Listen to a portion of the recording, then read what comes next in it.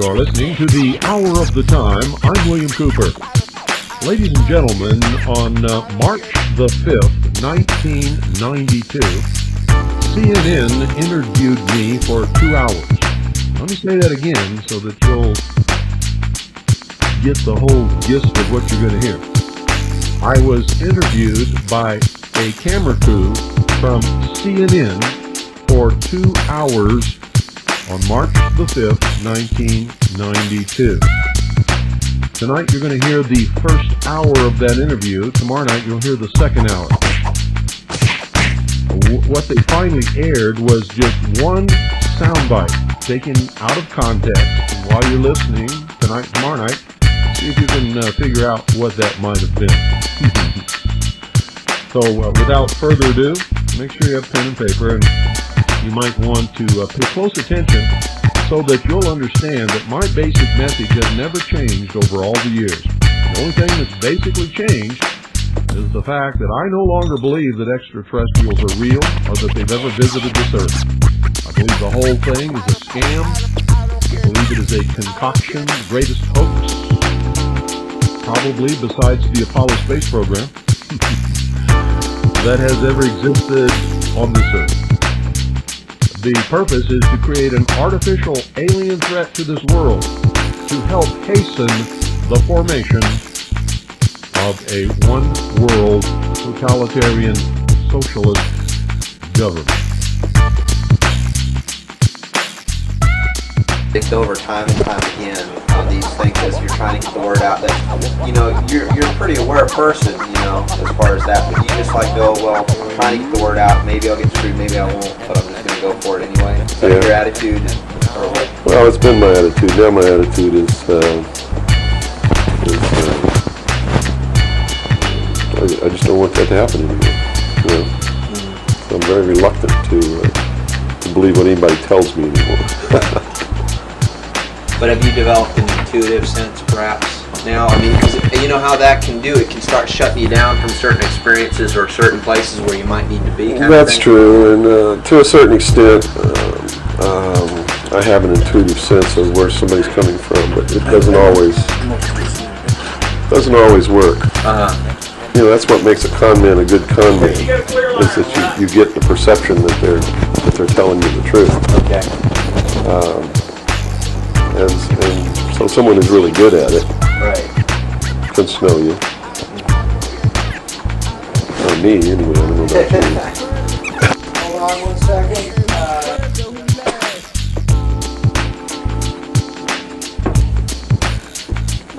Yeah, you want to wipe your face or anything? That's fine. You got it? Okay. You all right, Robin? Mm-hmm. Robert, you set? Yes, I am. Scott, you're set?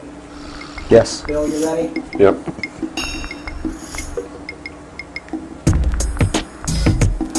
Bill, well, thanks for agreeing to the interview. First of all, a little bit about your background. You had extensive military service for many years prior to 1970, where a certain aspect of that military service kicked upstairs, so you were able to see certain things that you were not able to see beforehand. Would you tell us a little bit about that? It actually started much longer in my past than that. I was reared in a military family. My father is an Air Force colonel. He's retired now. He was a command pilot. And as a child, I remember sitting around I remember the pilots at our house sitting around the kitchen table talking about their exploits in the cockpit and what they had seen in the skies, and some of that talk involved UFOs, and what some of them called Foo Fighters. And I traveled all over the world, lived on military bases for most of my life. I was really an indoctrinated individual, you might say. I was as establishment as you could get, as gung-ho, pro-government, pro-America, pro-military. And that's why I went into the military, because that had been so much of my life. I went into the Air Force. I was in the Strategic Air Command for 4 years as an aircraft and missile hydraulic technician, which is, I worked on the pneumatic and hydraulic systems of B-52 bombers, KC-135 aircraft, and Minuteman missiles. I had a secret security clearance. That's where I saw my first atomic bomb. I mean, we worked around on these planes, especially the ones on the alert pad, were always loaded, ready to go drop these bombs at a moment's notice. But while I was in the Air Force, I met sergeants, men who were older than me, and had been in the Air Force for quite a while, told me that they had participated in projects that had recovered crashed extraterrestrial craft, what you call UFOs. And they never told these stories unless they had quite a bit to drink. So I never really believed it. I thought, well, these guys are running a scam on me, even though I'd heard about these things when I was a kid. I just still didn't believe it. It's just so far out of left field. It's not something that you really give any serious thought to until something personal happens, which came later. While I left the Air Force, I went into the Navy, which is really where I wanted to be in the first place. I'd always had this tremendous feeling and connection with the ocean. I was an excellent swimmer, but I had a problem as a child. I had chronic motion sickness. If I got in a car and we went on a long trip, I got deathly ill. And the same with boats or anything. I couldn't ride on the things at the carnival that went around and around.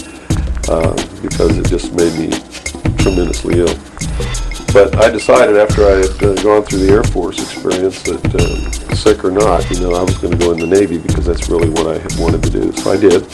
Volunteered for submarine duty and was assigned to the USS Tyru, SS-416, which was a diesel-electric boat, World War II type, that had been reconfigured. When I went on board the boat, it was in the dry dock at Pearl Harbor Naval Shipyard, and had literally been cut in half. They put in a 12-foot sonar section, and then 3 domes on the deck were triangulating targets using sonar. And this was really one of the most up-to-date electronically submarines that we had. It wasn't a nuclear submarine, but as far as the ability to approach, get close to a target and destroy it, it had a better capacity to do that than any other boat that we had. While we were on a transit from the Portland-Seattle area on the surface, I was the port lookout, and I saw the most incredible thing that I think I've ever seen in my life. And it had such a profound effect upon my view of the universe and the world that we live in, that I wish everybody could experience that. I saw come up out of the ocean, from beneath the surface of the sea, a huge disc-shaped craft about the size of a Midway-class aircraft carrier, which is tremendous in size. Even though that's one of our smallest carriers, or was then, it's still a huge, tremendously big object. Came up out of the ocean and rose into the air and tumbled on its axis and went up into the clouds, and I was awestruck, dumbstruck. And I mean dumbstruck literally. I could not utter a sound. And my first impulse was to tell the officer of the deck that I'd seen a flying saucer. And luckily for me, I couldn't talk, because on second thought, that's not what I really wanted to say. Because I didn't want to be the only Looney Tunes character on a submarine with a tight-knit crew that you had to live close quarters with, because that's a hell of a way to live. So I told the officer of the deck that I'd seen something about 15 degrees off the port bow at a relative distance of about 2.5 nautical miles, and he began to look in that area. And the starboard lookout had heard me tell him this, and he began to look over there. And while we were all three watching, either the same craft or another one exactly like it came down out of the clouds, tumbled again on its, why it did this maneuver, I don't know, but every single time it did it. It's like it came down in this attitude, and then it flipped over, and then entered the water. And the water just appeared to open up in front of it. It's just like the account in the Bible about the parting of the Red Sea. That's exactly what happened. The sea actually parted in this thing, went into the water, and then closed up behind it. And this big spray went up into the air. But it wasn't a spray from the craft hitting the water. It was a spray from the water coming back in to fill up this hole that had been created. And again, I'm thinking, this is incredible. What are we looking at here? And it was metal. It was a machine, and it wasn't glowing or anything like that. It didn't have any lights on it that we could see. But it was obviously metal, and it was obviously a machine. And although I can't tell you that there was anyone inside of it, I believe that there was. And it did something that, as far as I knew, was absolutely impossible. I'd been in the Air Force. I'd worked on the state-of-the-art of our aviation capabilities. And here I was on the deck of a submarine in the conning tower. And I knew what we had to be able to have to go underwater. And I knew that the two were incompatible. Here's something that came from under the water and flew in the air and performed maneuvers, and then came back down and interfaced with the water at tremendous speed and remained intact, which realistically it never touched the water. The water sort of magically opened up in front of it, but something had to interface with that water. Anything that we had that interfaced with the water in that manner would have been disintegrated. It's like hitting a brick wall. So I was looking at a technology that, as far as our laws of physics and what we knew at that time, didn't exist. This was in 1966. And Ensign Ball was as shocked as I was. He called the captain to the bridge, came up with the chief quartermaster, and brought a camera. And we all stood there and watched this occur over and over again for about 10 minutes. And I still, to this day, don't know if it was the same craft or a whole bunch of different craft going in and out of the water. But it seemed like that there was a hell of a lot of traffic on that freeway right there. And we were watching it as we went by. We never changed course. We never lowered or increased our speed. We made no attempt to communicate or signal. We made no attempt to get closer. And eventually, it just stopped. We were told not to discuss it with anyone, not even amongst ourselves, which was incredible. I never had been told anything like that in my life. You can't talk about something. And to be told that we couldn't even talk about it amongst ourselves was even more extraordinary, I thought. But we didn't talk about it. When we got to Pearl Harbor, all the time the chief quartermaster was taking pictures of it. So I know photographs were made. What happened to those photographs, I have no idea. But when we reached Pearl Harbor, we were not allowed to go ashore to go on liberty, even though we didn't have the duty. And about 2 hours after we berthed at the submarine base, a commander from the Office of Naval Intelligence came on board and debriefed each one of us individually in the captain's stateroom. And the ultimate outcome of the debriefing was that we didn't see anything, we didn't hear anything, and we had to read rules and regulations that told us that if we ever talked about what it was that we didn't see, that we could be in prison, we could be fined $10,000, we could lose all pay and allowances due wherever to become due. And I learned at that moment that the United States Navy didn't want anybody to know about what we saw, and that severe consequences could come down around the neck of anybody who did. And that was when I understood fully that, there's a real cover-up.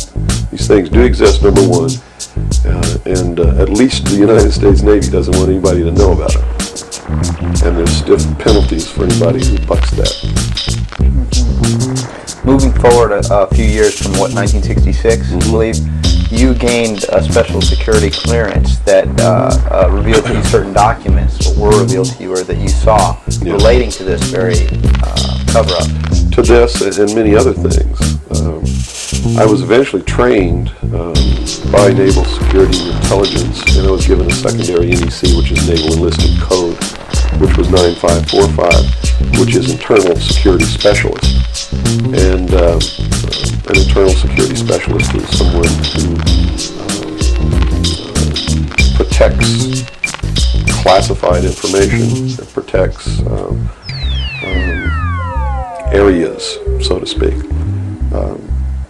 And I had a specialty, which I was trained in, which was Pacific Area Intelligence briefings. And I was eventually assigned to the Commander-in-Chief of the United States Pacific Fleet, who was Admiral Bernard Clary at that time, and served as a member of his intelligence briefing team. And basically all that means, we really had a wonderful job. You come in about 4 o'clock in the morning and you go through all the message traffic and everything. And what you do is what we did was we prepared an updated briefing on everything that was happening in his half of the world, which he commanded the naval forces and marine forces, as a matter of fact. And put all this together in a briefing where we would update him on ongoing operations, brief him about operations that are scheduled to begin, political situations, deployment of Soviet forces, naval forces, everything. And after the briefing was finished, between 8 and 10 o'clock in the morning, then we were done. We were finished. So it was what you call fat cat duty, or UDOG duty in the Navy. It's got all different kinds of names. It's just really a wonderful job. Now, to be able to function in this job, I had to have a security clearance, which gave me access to the information that I had to need to know to help prepare these briefings. And when I first was assigned to the command, I was attached to the OPSTAT office under Lieutenant Commander Mercado, which was operational status reporting. And while I waited for my security clearance, and it took 6 months to get it, what I eventually ended up with was a top secret Q clearance with an SCI attachment, which means sensitive compartmentalized information, and there were no blocks. In other words, there was nothing confining me to only certain compartmentalized information. I had access to whatever the Admiral and the staff had access to, because we had to prepare briefings and brief these people on all of these things. And I'm sure that at first I was tested and wasn't shown a whole lot, but eventually when they began to have confidence in me, I began to see things coming across my desk that were just absolutely incredible. And a lot of it is really hard to talk about because it's so far outside the normal concept of reality for the average American that they're going to find a hard time believing any of it. But I saw documents that were labeled under the classification top secret, and the compartmentalized, the compartment that was put into was called MAGIC, M-A-J-I-C, which told me that UFOs are real, which I already knew. I'd seen one. But this went farther than that. It told me that they were extraterrestrial in origin, that there were 4 different extraterrestrial species or races visiting this Earth, and that they had actually entered into an agreement with the United States government with one of these species of alien beings to exchange technology, and told me all the projects that was underneath this. Project Red Light was actually the testing of extraterrestrial craft. Project Plato was a diplomatic project. Pounce was the recovery of technology. Pluto was the application of that technology to our own secret space program, not the public space program. There are 2 different space programs. One is what the public gets to see, which is overseen by NASA, and the other one is a secret space program that nobody gets to see, which is really overseen by the Navy Department under specialized, compartmentalized black projects. And what these people are doing in secret is just absolutely incredible. I also saw documents under an operation called Operation Majority, which outlined the plans to bring together a one world government and also included extraterrestrial information within that.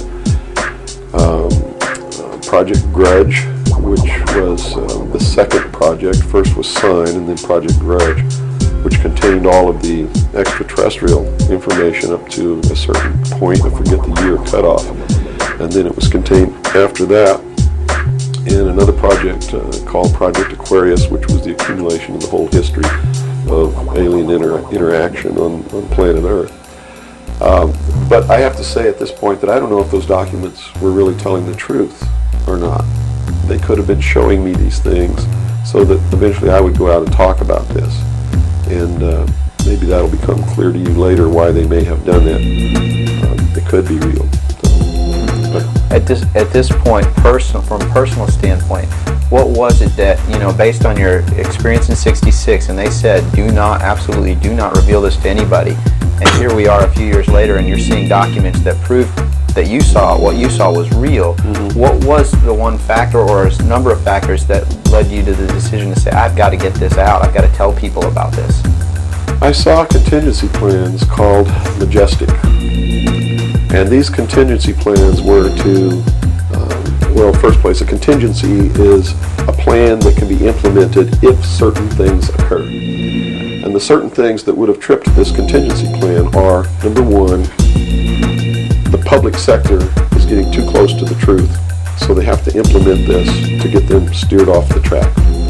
Or number two, we don't want to tell the public the truth about the alien presence, but there's so much alien activity occurring that the public is on the verge of finding out anyway.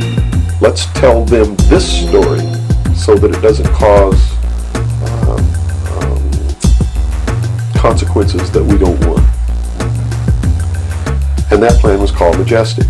I was in a bookstore one time. I'd never seen UFO magazine. Didn't even know it exists. In fact, I didn't even know that there was a UFO culture in the world of people who study UFOs or worship UFOs or have little UFO meetings. I had no idea that was occurring. I was in a bookstore one time and I was looking at the magazine rack. I'm an avid reader and I'm always in bookstores. And this one day I saw a magazine just popped right out at me, at UFO.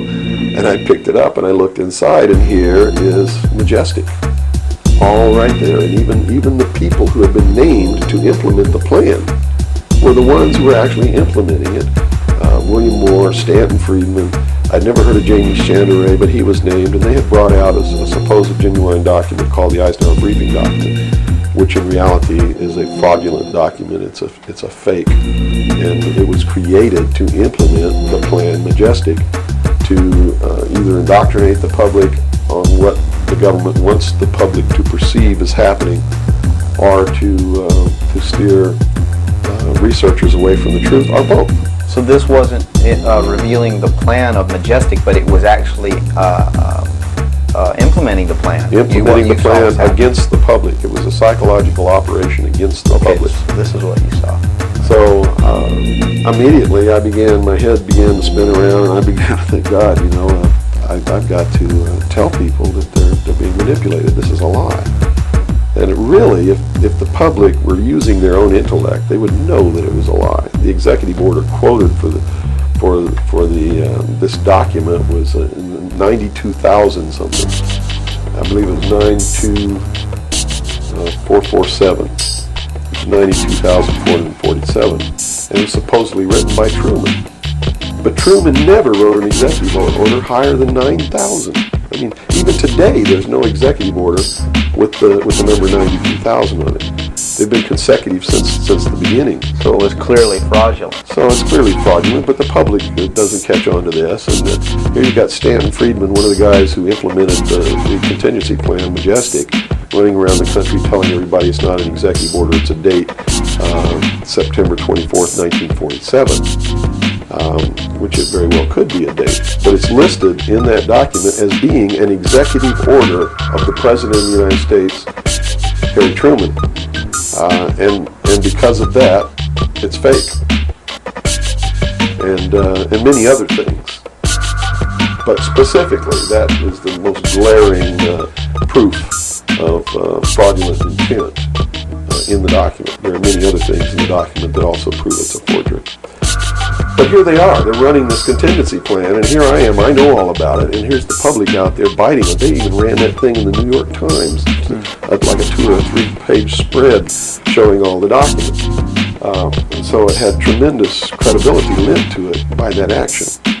And so I decided that I had to tell the public and get people on the right track, which is the right track is don't believe anybody. Don't believe me. Don't believe George Bush. Don't believe anyone. You got to go out and you got to get proof in your hand before you can believe anything. And to do otherwise today is the biggest mistake that anyone can ever make. You begin believing people, putting your trust in them, that they're telling you the truth. I guarantee you, you're going to take a ride on a roller coaster you don't want to be on. Now this controversy, and I say the very understatement controversy. Yes. It also is now extending, based on some things that you're revealing, into the Kennedy assassination. Yes, in the set of documents, which really was literally 2 or 3 file cabinets of documents, called Operation Majority, I saw documents which told me what happened in Dallas and why. And basically what these documents said was that the intelligence community felt that John F. Kennedy was a threat to the national security, which translated into reality means was a threat to the New World Order, the one world government which they were actively in the process of forming. Was there anything on record that indicated that he was out to, things that he did would threaten that New World Order? Oh, absolutely. He had written an executive order. I don't remember the exact number now, but it's available to anybody that wants to go look it up. He had written an executive order ordering the printing of United States notes, which would have broken the back of the Federal Reserve, which is one of the major instruments of propelling the United States into the New World Order by destroying our economy, the basis upon which we live, the basis upon which our whole society is founded, is being ripped right out from under us. That was one. Number 2, he refused to provide air support for the invasion of Bay of Pigs, which ensured that would be a failure. He had threatened publicly on several occasions to disband the CIA and scatter it to the 1,000 winds. He had ordered, in the documents that I saw, he had ordered the intelligence community to prepare a plan to disclose the truth about UFOs to the public. Now, I don't know what that truth was. It could be that maybe there are no extraterrestrials. But whatever the truth was, he had ordered a plan to be prepared that disclosure was going to be done according to that plan within the following year. And the intelligence community consider that to be out of the question. And according to the documents that I saw, his assassination was ordered by the policy committee of the Bilderberg Group, which is really the secret world government, and was carried out by agents of Division 5 of the FBI, the Secret Service, the Central Intelligence Agency, and the Office of Naval Intelligence, of which I was a part, in Dallas. And it said that the assassin, the man who actually administered the head wound, was the driver of the car, William Greer, a Secret Service agent who used an assassination pistol built by the CIA for assassinations. It was really an air gun that fired an exploding pellet or could fire a small hypodermic needle or a poison dart using any one of many different deadly poisons. Specifically, it said that he fired an exploding pellet which contained shellfish toxin, and that the act was plainly visible in a film withheld from the public. I looked for 16 years to find that film, and I finally found a copy that showed William Greer turn around and shoot the president. And since 1988, I've been showing that film wherever I'm able to show it to wake people up. We sent the original copy of Dallas Revisited that we had obtained from John Lear, and another copy that we had obtained directly from Lars Hansen, to Japan for computer computer analysis. The Japanese computer analyzed the film. They agreed William Greer shot President Kennedy. No doubt about it. In fact, I woke up a whole nation, and that's what I set out to do. Only it's the wrong nation. I woke up Japan. They played that tape over and over again during prime time. The whole Japanese nation knows now who shot President Kennedy. They sent me back a color copy. Now, the color copy is better, much better than Dallas Revisited. But it's still not the best. But one thing that will help you, the act is circled and they outline what they found by computer analysis. So you're going to be able to see a lot better this time around. Remember, keep your eyes on the driver. 一発目が発射された直後、画面右端の運転手が振り向き、肩越しにピストルで撃つのが見える。画面の右端に見える運転手の動作に注意するとわかる。ハンドルを握った右腕越しに左手でピストルを突き出している。もう一度見てみよう。間もなく運転手の頭が後ろを振り向くと同時に肩のところに白く光るピストルが出てくるのが見える。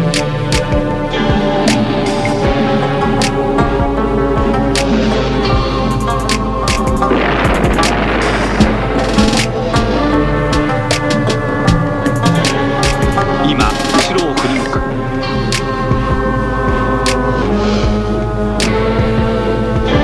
同じシーンを何度か繰り返してみるとよくわかる。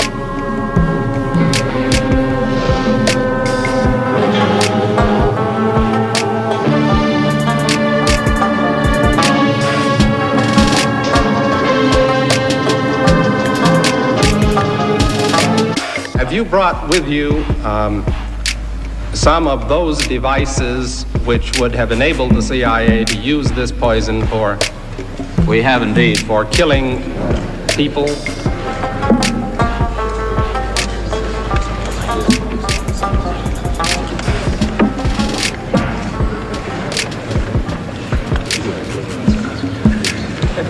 Don't point it at me.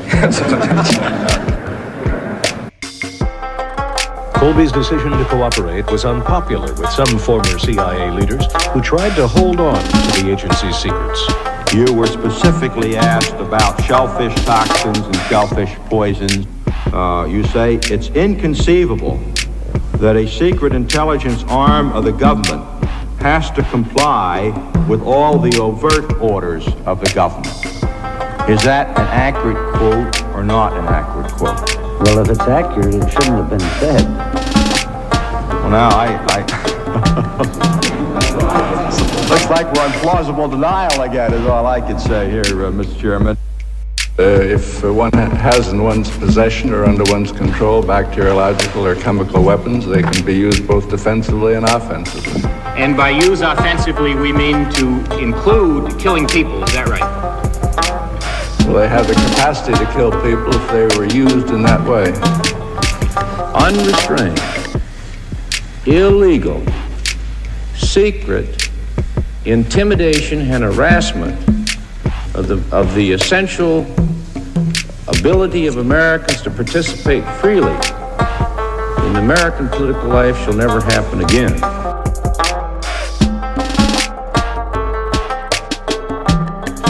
This is Fort Detrick, Maryland. This once secret facility was home to CIA experiments with drugs like LSD. It was also an armory for the agency's executive action capability, a program begun under the Eisenhower administration for disposing of unwanted foreign leaders. Some of the plots called for lethal poisons that were manufactured here.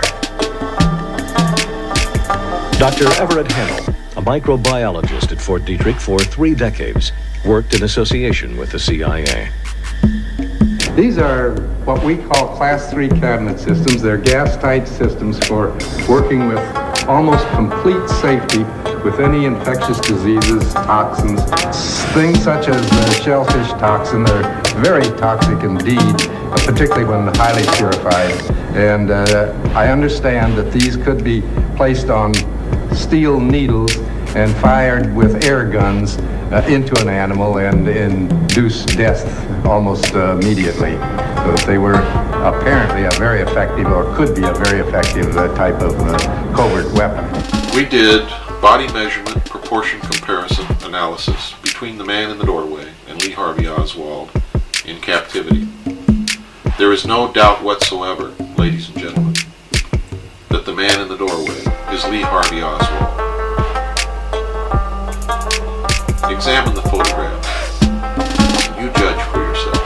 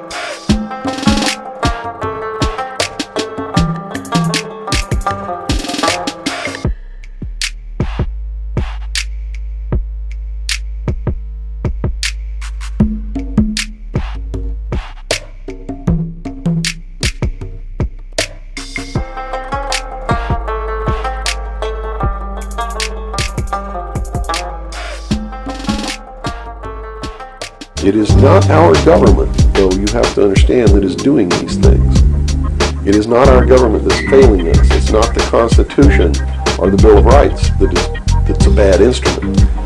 It is a group of men who belong to secret societies, who have infiltrated our society and our government at all levels and are destroying it and subverting it from within. Every member of naval intelligence that I knew who was an officer was a 32nd or a 33rd degree Freemason. And I asked my commanding officer at one point, I said, why are all you guys Masons? He said, Masons are used to keeping secrets. It's part of their fraternity. So if you want someone who already knows how to keep a secret, you recruit Freemasons. Well, later on I found out what the truth is. The truth is you're not going to be a naval intelligence officer unless you are a Freemason or a member of the Ancient Order of the Rose and Cross, but you have to be high degrees for that. I think the reason I was selected as a enlisted man is because I had belonged to the Deluminati Society, which is why as a teenager. That's sort of the first level of Freemasonry. That's how they recruit teenagers and indoctrinate them into their principles so that they go right into Freemasonry when they become an adult.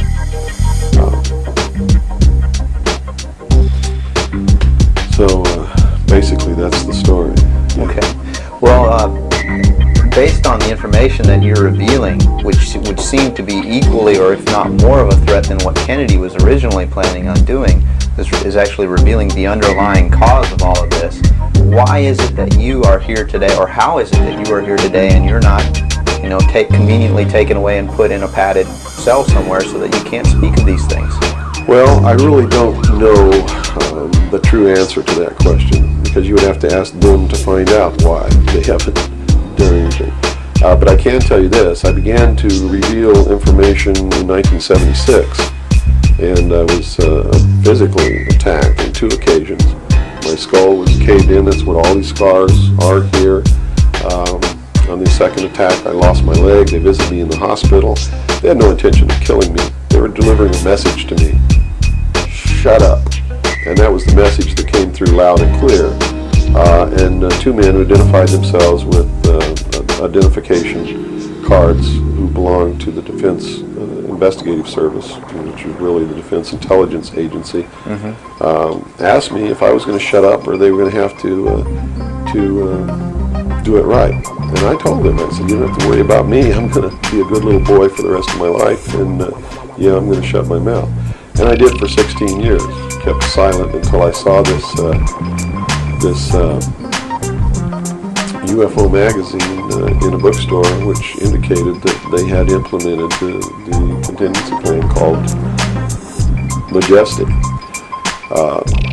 But if you want to know what I think the reason is, I believe that there are several. One, they've had a plan that's been in force since the 40s to debunk, ridicule, destroy anybody who ever talks about these subjects.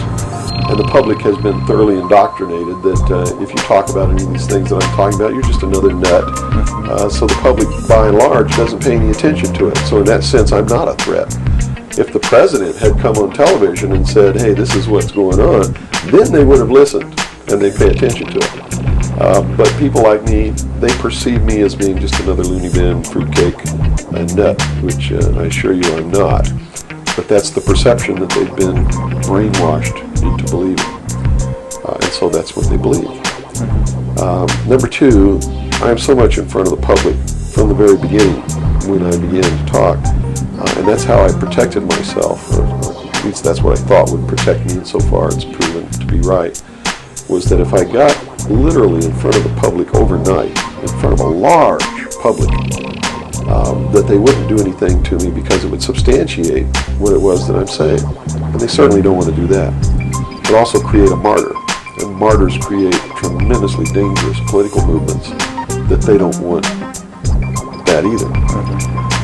So literally within a 24-hour period, I spent $27,000 mailing a thick packet of information all over the world to people I'd never heard of, didn't know.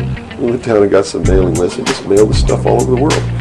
And so literally, when people opened these packages in their mailbox, and it was a perfect plan because they couldn't stop it. They didn't even know I was going to do it in the first place. And since we sent it all over the world, once it was out, there's no way they could retrieve it. At least no way that I could conceive of. So literally within 24 hours, I was a public presence.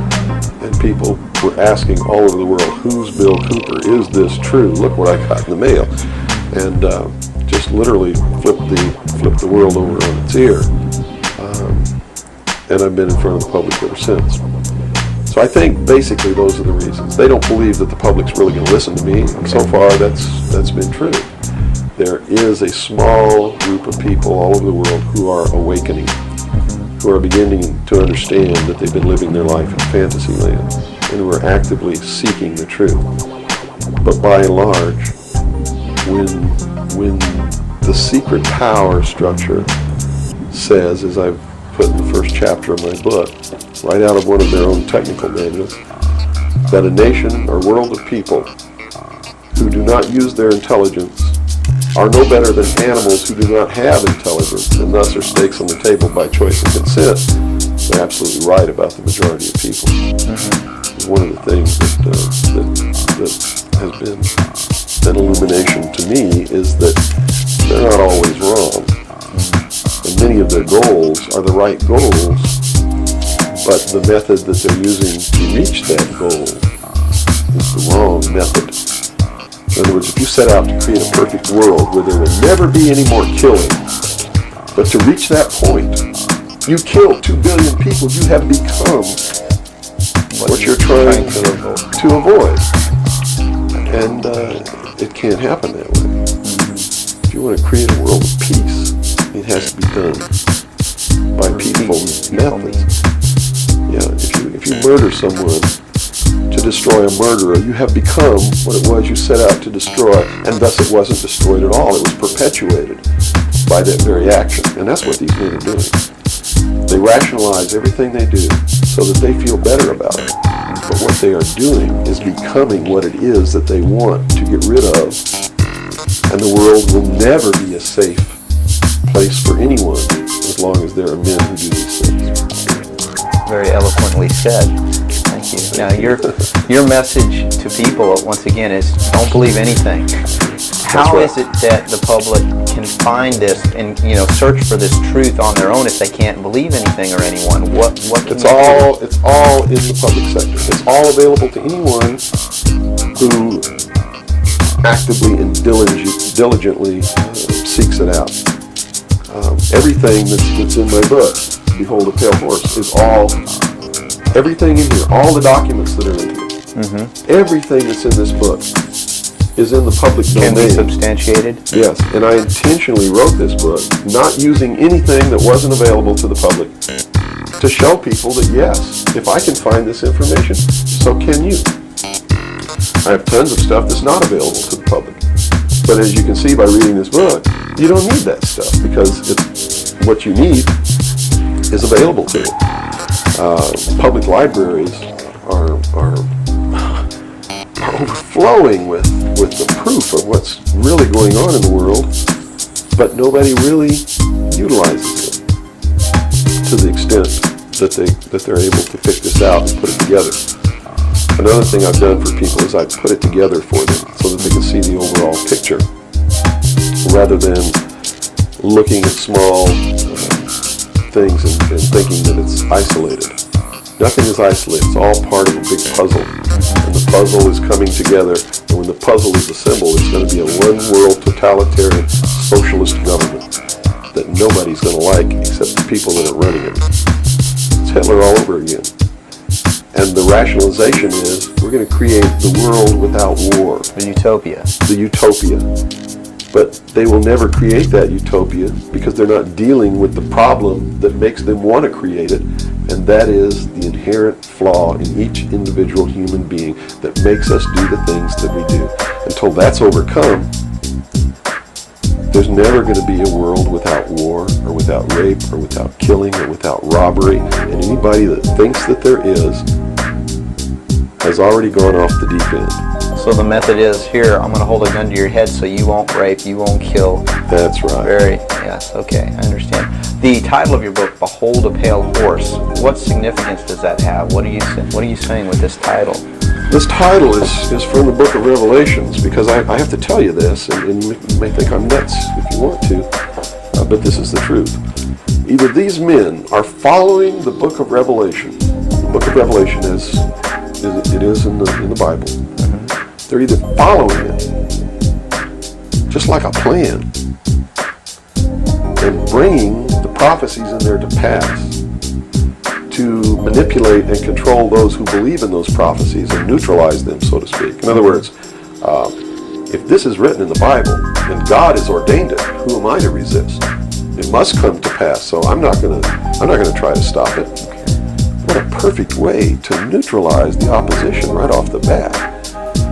Or, there really is a God, and what he said was going to come to pass is coming to pass. And I named this, Behold a Pale Horse, from chapter 13 of the book of Revelations. The fourth horseman of the apocalypse is the pale horse. And I looked, and behold a pale horse, and his name that sat upon him was Death, and hell followed with him. And power was given unto them over the fourth part of the earth, to kill with sword, and with hunger, and with the beasts of the earth. And that is taking place now today. The fourth horseman is riding across the world now. That's what AIDS is all about. That's what all these little brush fire wars all over the world are all about. That's what's happening. That's why cancer cures are suppressed. is because they fully intend to kill a minimum of 2 billion people by the year 2000. AIDS is an invention of man. It is not a natural disease, and it has been implemented and placed into the population as a population control. And when they did it, they had the cure before they did it.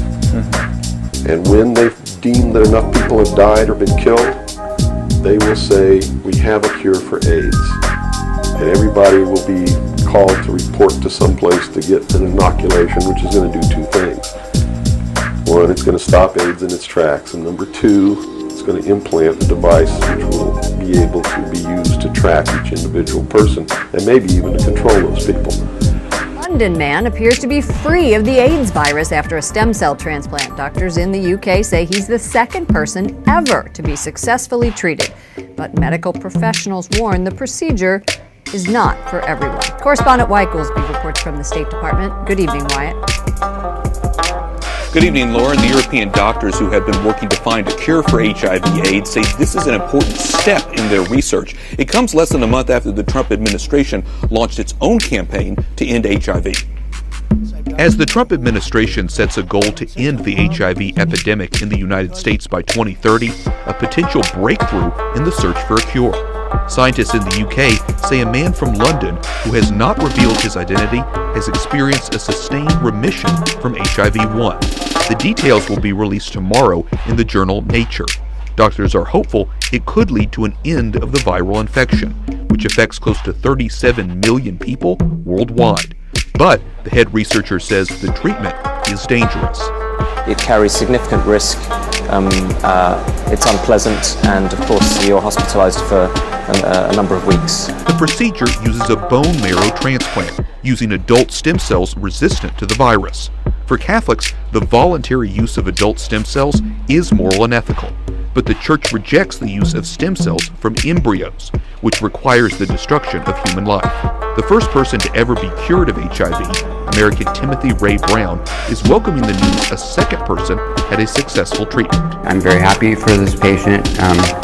However, it's not a cure that's going to cure many people because you have to have the, at this point you have to have the blood cancer to get the stem cell transplant for it to be ethical. Brown says he hopes the London patient will reveal himself to the public. Around the world, the Catholic Church continues to work towards a long-term treatment for HIV and AIDS. The Church runs facilities like this one in Panama, which houses dozens of patients. Some suggest the use of condoms to prevent the spread of the virus. The Church is steadfast against artificial contraception and maintains condoms are not the solution.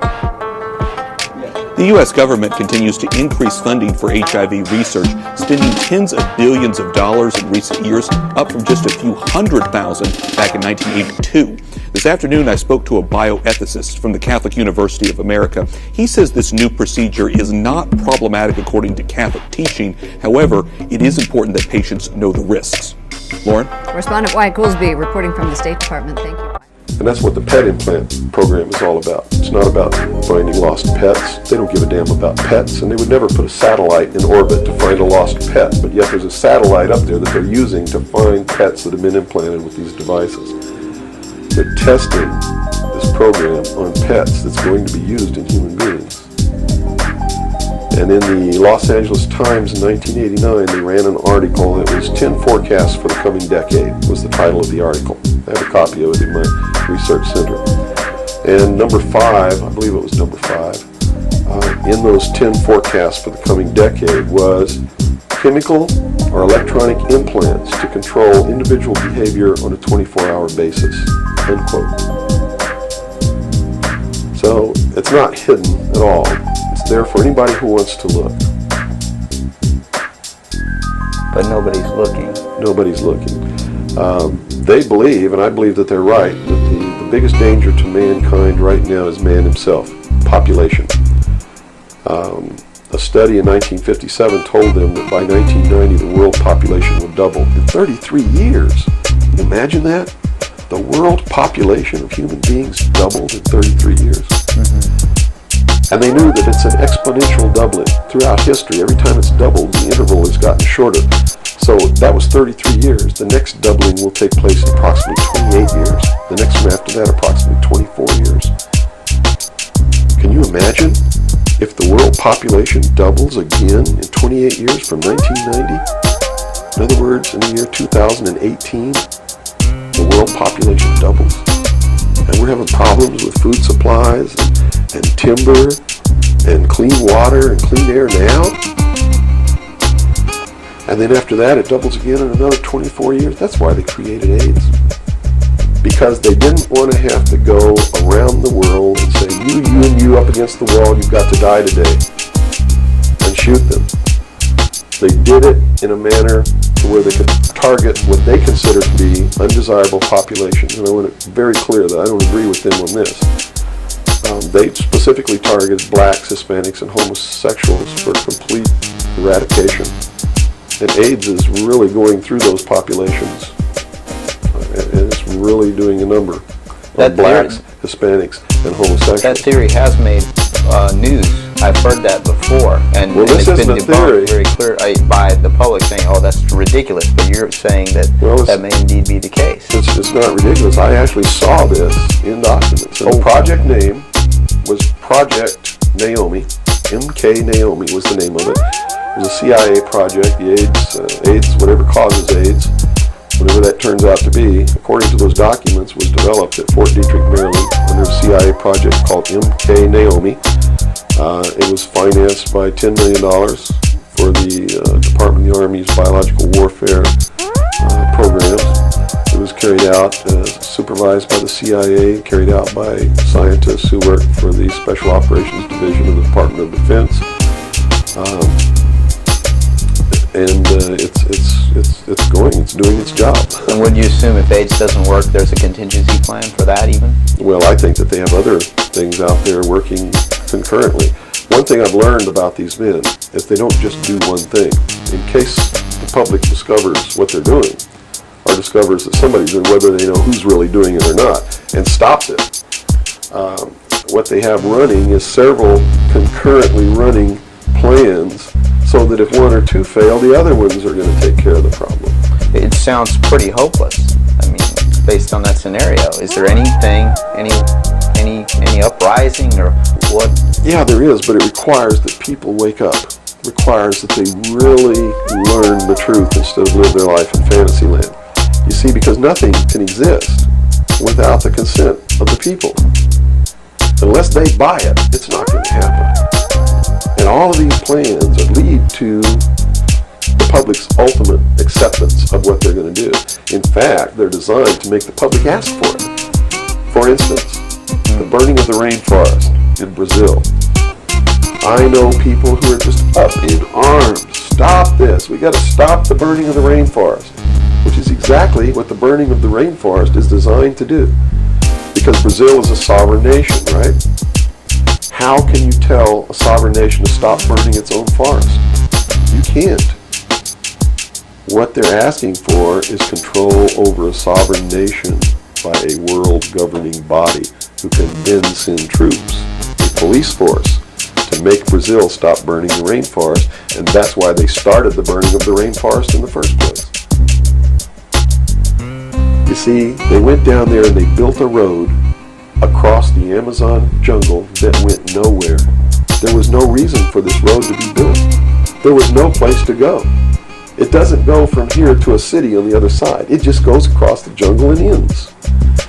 And they built this road on purpose because they knew that most of the people in Brazil are so dirt poor that they would see this road as the answer to their prayers. Free land, free timber, a way to support their family, a way to become wealthy, or at least more wealthy than they were, which was no wealthy. And that's exactly what happened. Millions of people headed out down this road and staked out some land and burned the forest and tried to grow crops. And they found that rainforest is no good for growing crops. It'll grow one crop, and then you got to go burn more trees and plant another crop because the soil is poor. And that's what's happening. And that's why the forest is being burned. And it was done intentionally to create the scream of stop burning the rainforest, so that then they could offer the solution. The solution is a world governing body that can then order and enforce that order of Brazil to stop burning So rainforests. the green movement worldwide is Is a now just a manipulation. manipulation Yes. of. Now it's been proposed time and again too that big business is behind things like this, and that would represent a capitalist approach. But what you're saying is we're heading toward a socialist approach based on this scenario. You have to understand the difference between capitalism, socialism, communism, what all of these things really mean. You have to understand what the difference is between right wing and left wing. People, they use these phrases all the time, and they don't even know what these things mean. And it's just incredible to me to hear a socialist calling someone else a Nazi. Because Nazi means National Socialism. So here's a socialist calling a right-wing guy a Nazi, when what he should be calling the right-wing guy is anarchist. People on the right want no control. They're really anarchists. So they would, in theory then, or in fact, be in opposition to this ultimate movement. Yes. Whereas in appearance, they would be the ones behind it. Well, when you have a misunderstanding of what the terms mean, yes. Okay. Right-wing on the far right is total anarchy. They don't want anybody controlling anything that they do, and they believe that people are responsible enough that the world can exist without government. Okay. Or the very minimal government that it would take to. On the far left, on the other hand, they believe that the government should be in total control and should be supply man with all of his needs. Well, creating a whole society that's dependent. Right. A republic is somewhere in the middle. It's governance by laws. Laws are decided by representatives who are elected by the people. And according to the theory, the representatives will do what is right, whether they get elected or not, because it's not really a democracy. A democracy is far left. People don't understand. We don't live in a democracy. This country is not a democracy. It is a republic. A democracy is ruled by the mob. The mob always votes themselves every kind of benefit that they can vote themselves. And whenever you do that, it means large, tremendously overpowering government in control. They vote themselves into dependency. That's it. They vote themselves into a dictatorship is what they do, where they lose all of the benefits that they intended to vote themselves into in the first place. Okay. And democracies are extremely dangerous to minorities, because if the majority of people don't like you, they're going to vote that they kill you, and that's it. Democracies are dangerous. Democracies are socialists. Democracies are communism. That's what communism is. The definition of communism is everybody doing according to their talents and receiving according to their need. And it doesn't work. We already know it doesn't work. Man, by his inherent nature, is greedy. So those at the top always end up having everything, and those at the bottom end up having nothing in communism. Socialism is different. Socialism usually ends up in a dictatorship, in a very controlling dictatorial government which even owns the people that it governs, so that those who live in fear of not having are provided for what they need, and in turn they worship this oppressive government. Socialists are children who went out into the world, took a look around and said, I can't handle it, and went home to Daddy. Okay. Daddy, protect me. Daddy, feed me. Daddy, loan me your car. Daddy, tuck me in at night. Socialists are scared little children who are irresponsible, can't stand on their own 2 feet, and need Daddy to take care of them. Okay? And now we got the... But what happens when you go home to Daddy and Daddy does all these things for you? Tell me. Well, you never leave the home. You've got no reason to. In other words, if you're being provided for in that way. You're being provided for, but what does it mean? Doesn't it mean that you have to do what Daddy tells you to do? True. Doesn't it mean you have to be in when Daddy tells you to be in? Doesn't it mean that you can't drive the car to the next town if Daddy tells you you can't? Doesn't it mean that if Daddy tells you to take out the trash, you better take out the trash? Are you beginning to understand the concept? When you ask for favors from Daddy, you have to give up freedom in return. So socialism always leads to repression of liberty, freedom, equality, all of those things fly out the window so that you can have free health care, so that you can have a place to live that you don't have to pay the rent, so that you can have food given to you by the state.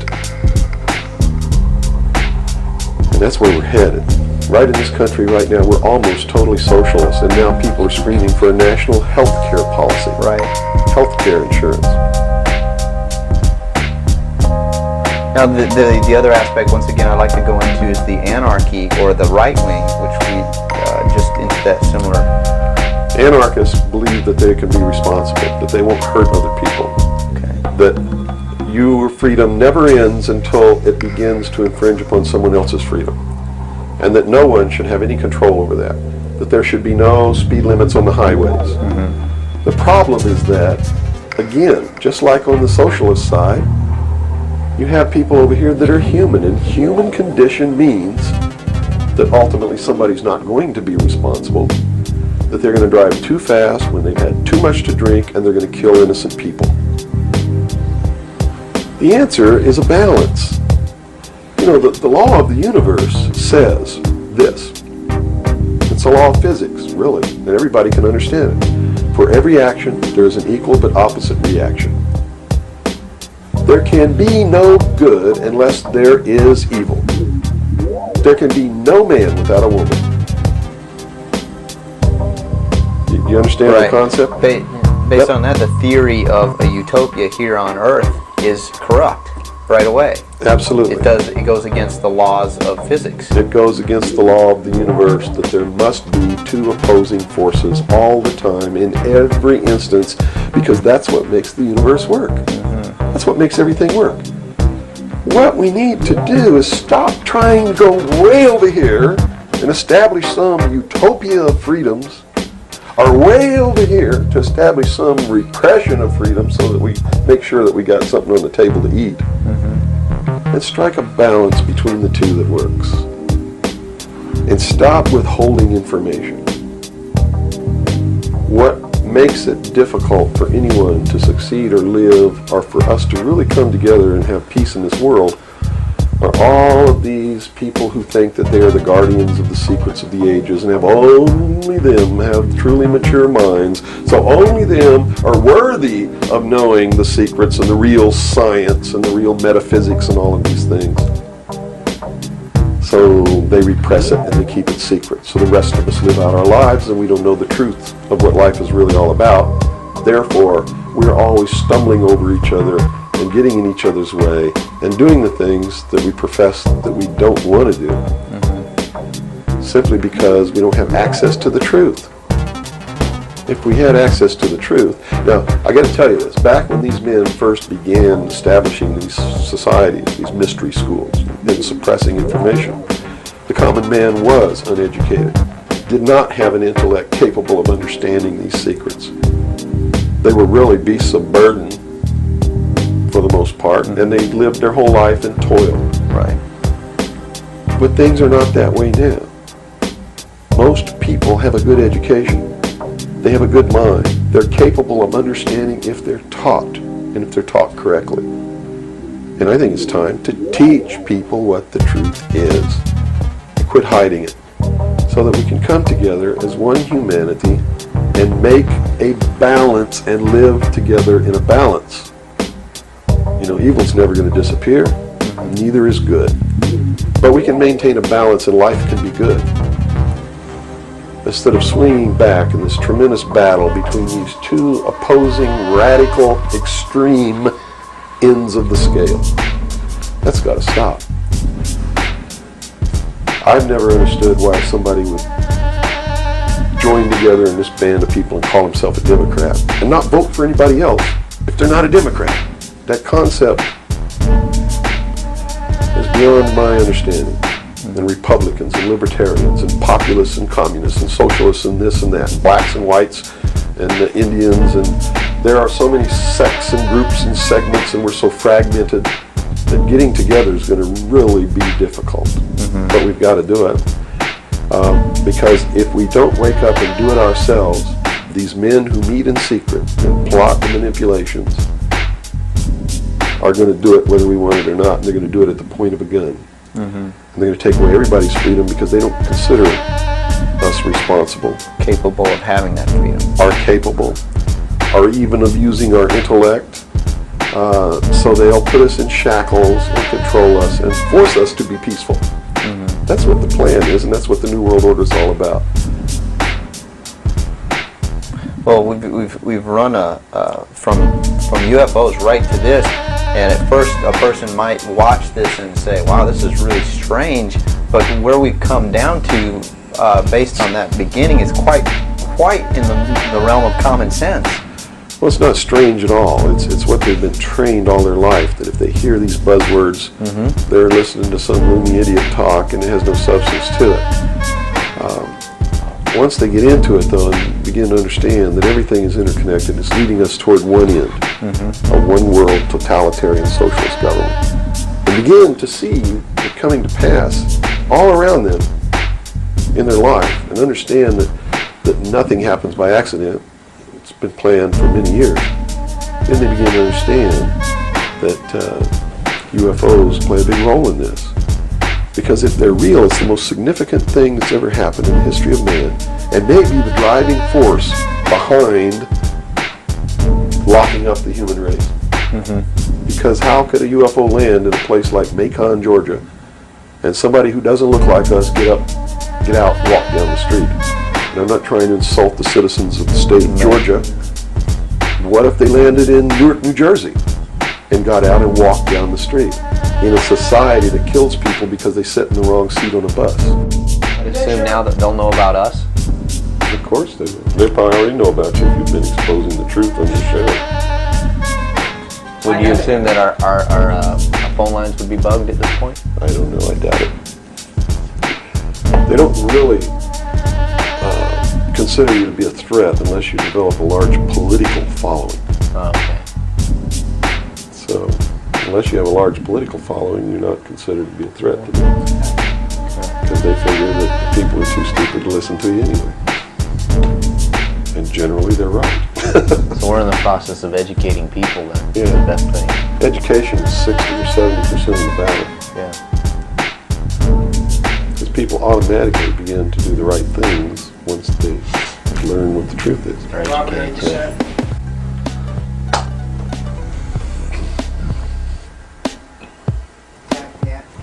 Hold on. Okay, I got it. Ready? Ready. Okay, go ahead. Let's go back into the Kennedy situation here.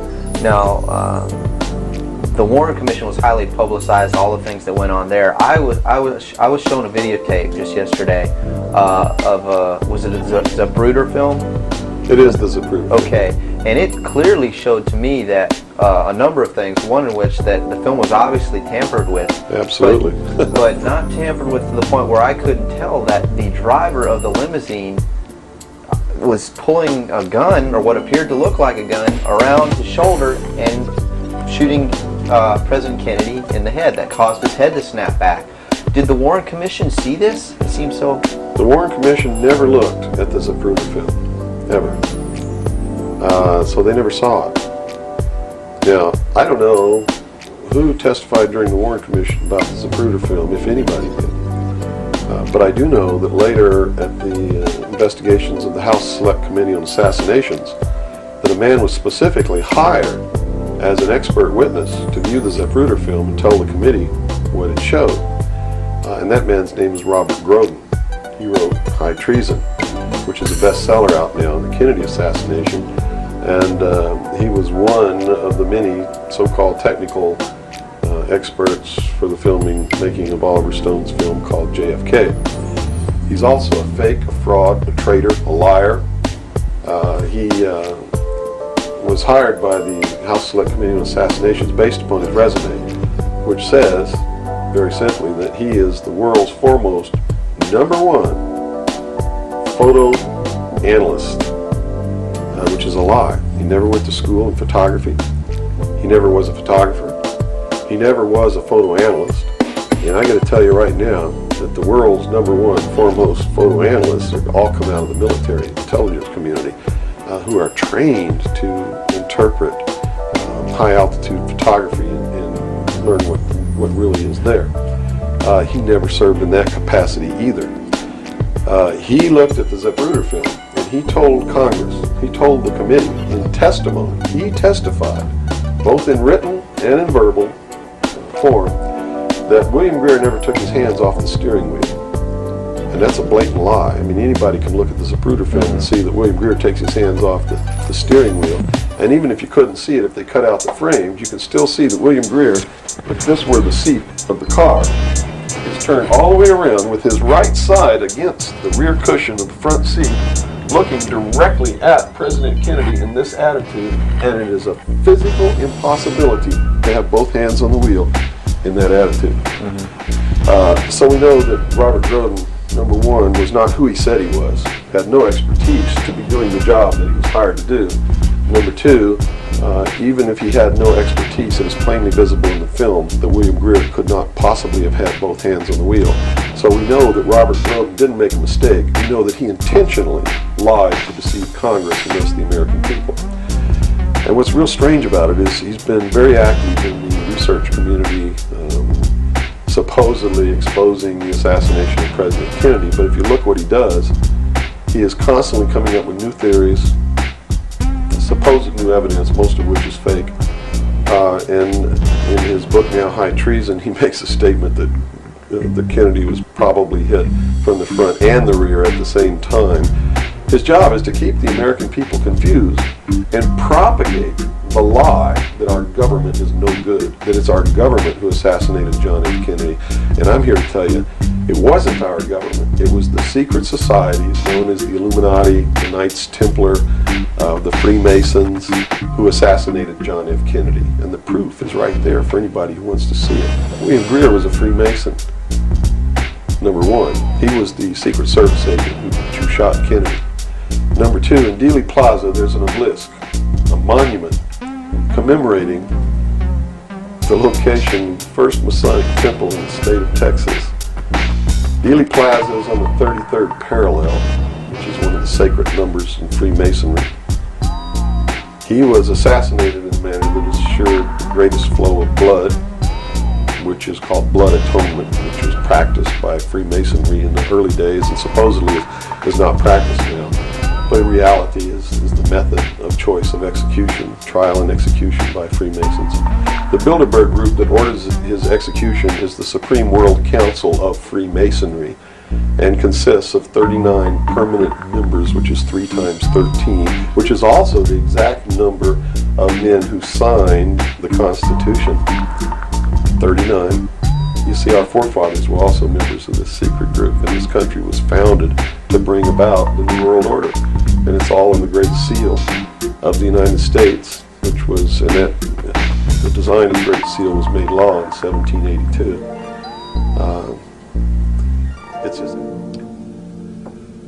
This is Dealey Plaza, folks. This is the dedication of Dealey Plaza.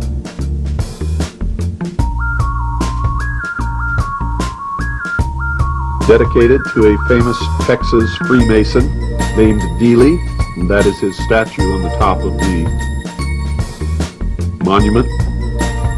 In the background, you see the old courthouse. John F. Kennedy came down Main Street in the direction that those cars are traveling and turned right on Houston. This is the corner of Main and Houston. Now, for much of this little tour of Dealey Plaza, I'm going to keep quiet and just let you watch and look.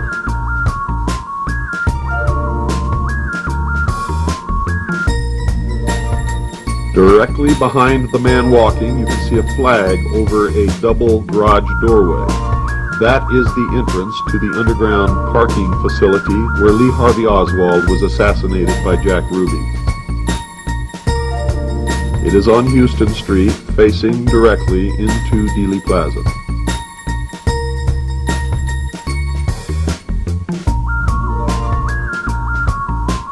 There you can see the obelisk, the representation of the phallus or the penis of Osiris, or Ra. And on top there is the flame representing the light, or Lucifer, or the intellect.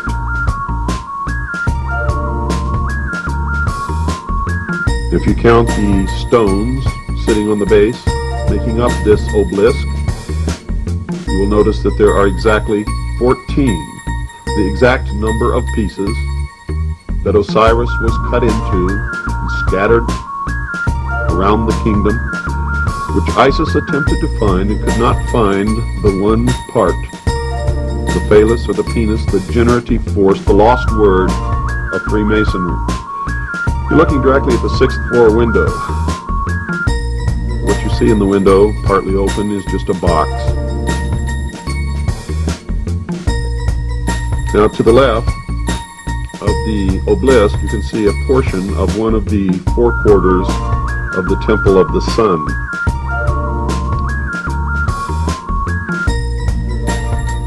There's the flame representing the light Lucifer, the sun, the intellect.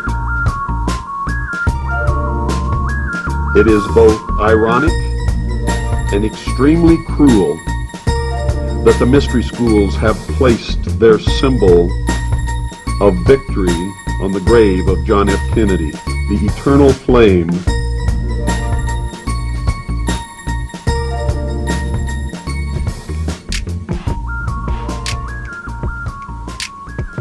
This is the plaque on the bottom of the obelisk, and you'll see that it's dedicated to the first fraternal lodge, among other things.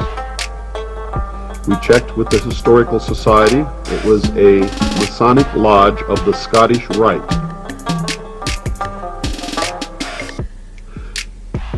As you learned earlier, Dealey Plaza is an outdoor temple.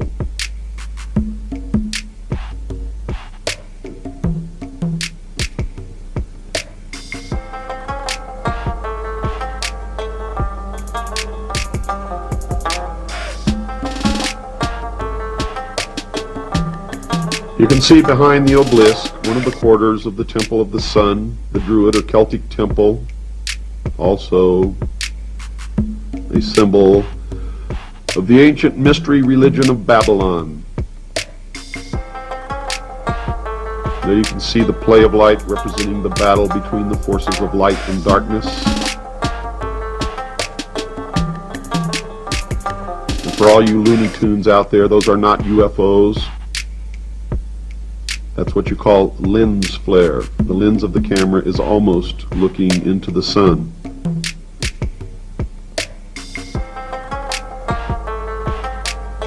We must have the flame taken off of Kennedy's grave, for it is disgrace.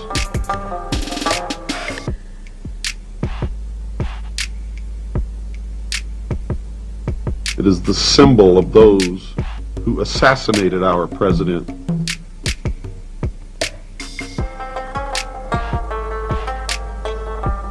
It is the symbol of the sun, the light, Lucifer, the intellect.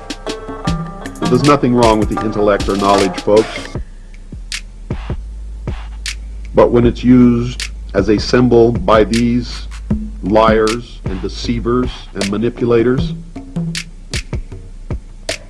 then it takes on an entirely new meaning. They believe that we are all nothing but cattle, so stupid that we can never put this together. We can never decipher the symbology.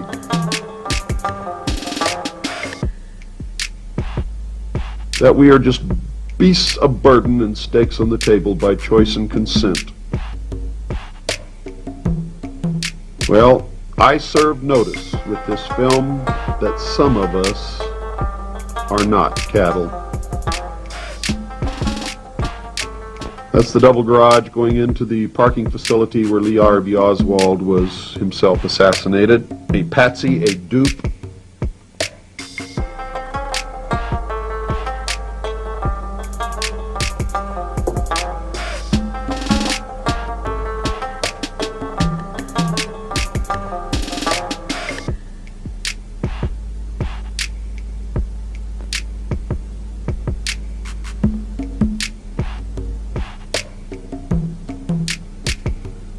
Now remember, if you get bored or dissatisfied or you don't think this is a Hollywood production, it's because it's not.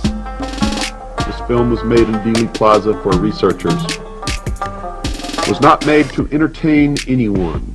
If you're bored, fast forward the film. or just turn it off.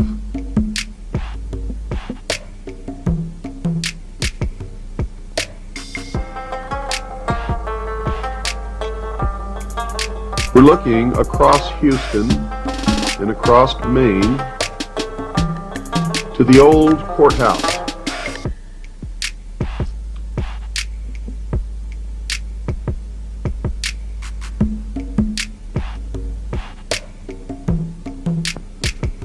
And on top of the courthouse, we see the symbol of the ancient Order of the Dragon, also known as the Order of the Snake, the Order, the Illuminati.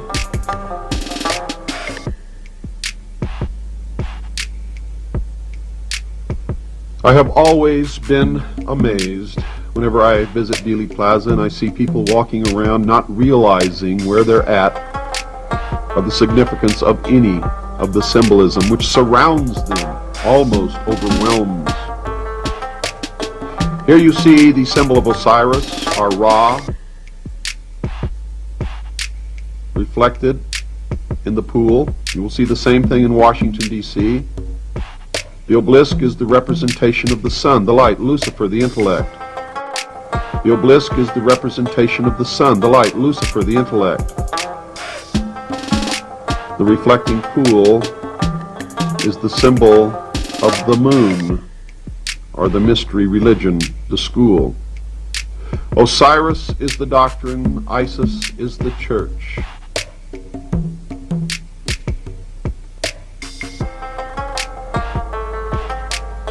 And you will see that the moon, or the church, reflects the pure light of its master, the sun, or the doctrine.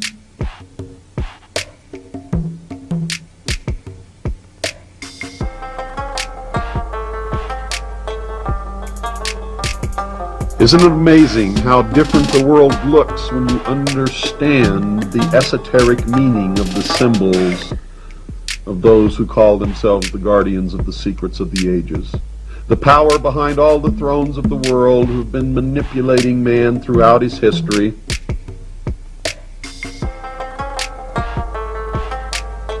The liars, the deceivers, the manipulators, those who claim to be the representation of the real truth, those who claim to possess the only mature minds and thus are the only ones capable of leading the rest of us, the cattle, the ones who claim that what they do is in the best interest of all mankind, humanity, the ones who have the philosophy that the means, whatever they may be, are okay if the end is good. In other words, the ends justify the means. If they believe that the end result is in their best interest, and they have to kill or murder 2 billion people to reach their end, they will, with a free conscience.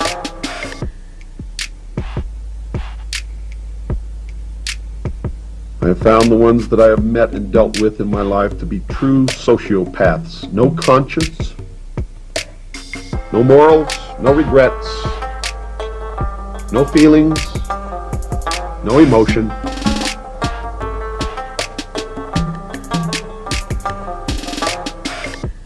This is behind the picket fence on the grassy knoll.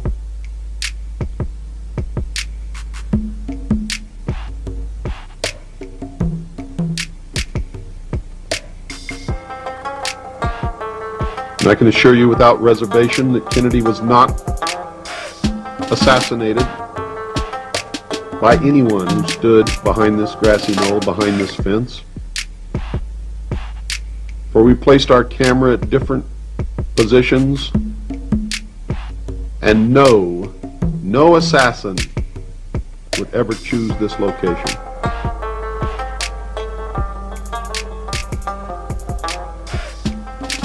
That's the railroad tower. Now we believe that someone did stand on the grassy knoll and did light off a string of firecrackers or fire blanks from a gun to make people believe that the shots came from the grassy knoll. But that no assassination could have taken place with anyone using a rifle with a scope on it, with a moving target passing from left to right directly in front of them so close.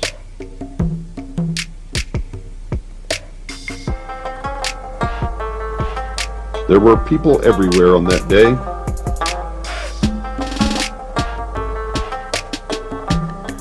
And some of the obstructions that existed on the day that Kennedy was assassinated have been removed.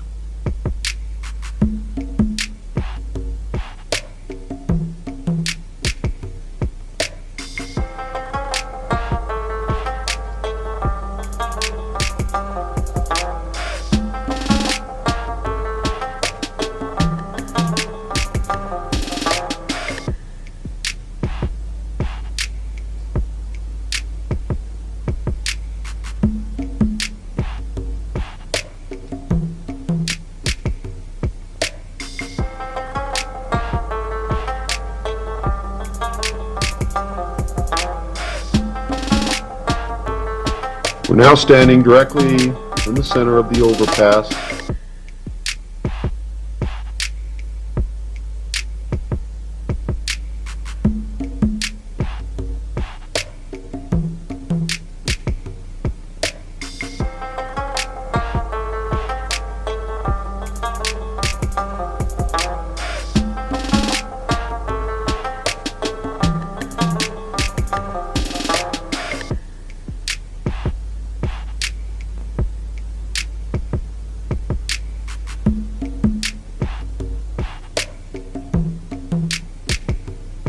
This is the view directly up Main Street. Kennedy came directly toward us, turned right on Houston.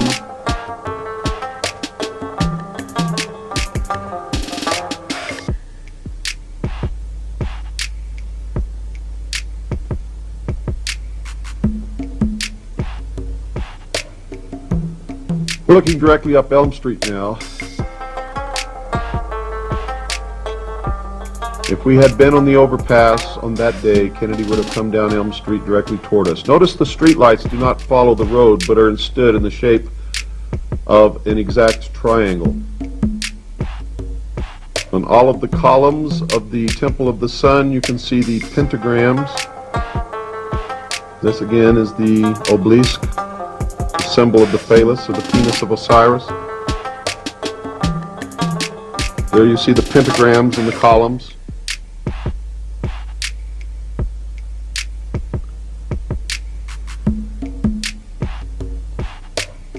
Pentagrams are significant in the mystery schools and in the practice of magic. And I'll let you go to your library and look up the meaning or the symbolism of the pentagrams. This is one of the buildings where shots could have been fired from, but were not.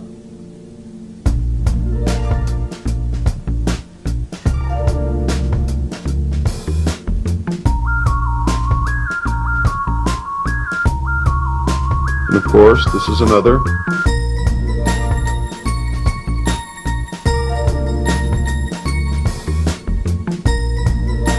Now notice from the center of the railroad overpass to this building,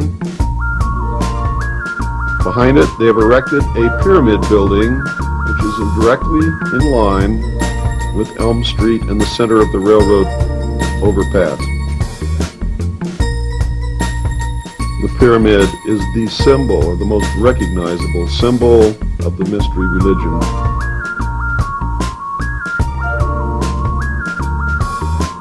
And there's the courthouse with the Texas state flag hanging on the pole, limp, as if left impotent by the events that happened on the 22nd of November, 1963.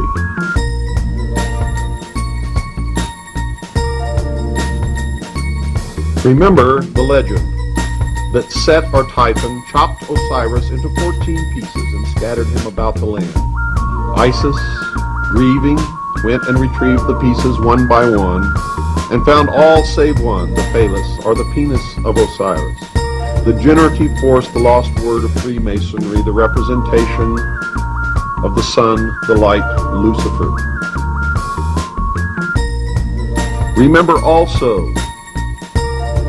that she created his phallus, made a penis of gold, and replaced Osiris on the altar of the mystery school with the golden penis. And that is what you will always find on the altar of the mystery schools, in the dismantling of old Christian cathedrals and churches in Europe. They have found concealed within the altar, where the congregation and the priests did not know or could not see, stone phalluses or penises, mocking the Christian religion. And while Christians were kneeling before the altar, they were kneeling before the phallus or the penis of Osiris. These men are the greatest liars and deceivers and manipulators in the history of the world, and while they profess benevolence, they are creators of the greatest malevolence that the world has ever known. Now remember this story, and remember the significance of the penis. For when Jim Garrison arrested Clay Shaw and they searched his home, this is what they found. There were marble statues of penises on his dresser. It's just absolutely incredible that the American people don't understand that groups of men don't get together and meet in secret and take blood oaths which say that they can be cut open and their heart ripped out of their body and their intestines scattered over the floor if they talk about the secrets. That's not a benevolent fraternity. That's a dangerous group of men. Grown men don't play games like that. They're serious. It's the secret societies who are bringing about the New World Order. They're the ones who killed John F. Kennedy. There's nothing wrong with our Constitution or our Bill of Rights. But Americans are going to be convinced that our government sucks. And that's what all this stuff is all about. So at the beginning, the founders of this country actually did create what was I guess you could say, an above-board, good government basis for a good government. They gave us every tool to ensure the success. But it was an experiment, you see, because man had always claimed that he could rule himself, but had never been allowed to do that. Even in ancient Rome, they call it a democracy. The man didn't rule himself. He was ruled by other people who made man think he was ruling himself. But the truth was, a Roman centurion could march down the street and grab anybody they wanted to and make you do whatever they wanted to, or just execute you on the spot. And that was the truth of the matter. Those weren't free people. In the history of the world, there had never been a people who were truly free or who truly ruled themselves until the United States of America was created as a republic by which we ruled ourselves through elected representatives who we sent to the State House, either in the States or in Congress, to do it. They also gave us every tool by which we would destroy ourselves if we weren't capable of doing it. The United States and France, the revolution in this country and the revolution in France, were created to bring about governments which would function as the antithesis to the kings and queens of the world and cause them to topple off their thrones. It also gave man a chance to prove once and for all whether he could rule himself or not. And if he could, fine. That would be the New World Order. If he couldn't, they built the tools into the Constitution to allow them to take it away from us. And those tools are the creation of the federal democracy within the boundaries of Washington, D.C., and the right to contract, through which, if we were irresponsible, we would contract to receive rights from that federal democracy and thus in return give up our freedom. And that's exactly what's happening. That's exactly what we've done. John F. Kennedy was short-circuiting the New World Order. He had ordered the printing of constitutional money, United States notes, which would have destroyed the Federal Reserve, which is not an agency of the United States government. It's a private corporation owned and operated by the world bankers, controlled by the Illuminati. And its purpose was to destroy the middle class in this country and thus our economy, and throw us at the mercy of the New World Order. And we see this unfolding now. You see it unfolding now.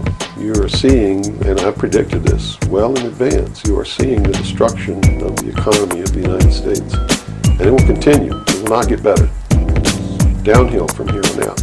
Unless we nationalize the Federal Reserve, lock up the criminals who own it, cancel the debt, which will then bankrupt the Illuminati, which is exactly what we ought to do. Print constitutional money, which cannot be usurped, which cannot lead to our destruction, and go back to what we're supposed to do, and quit contracting for benefits. We're escaping from the laws of nature, and there's a terrible consequence for that.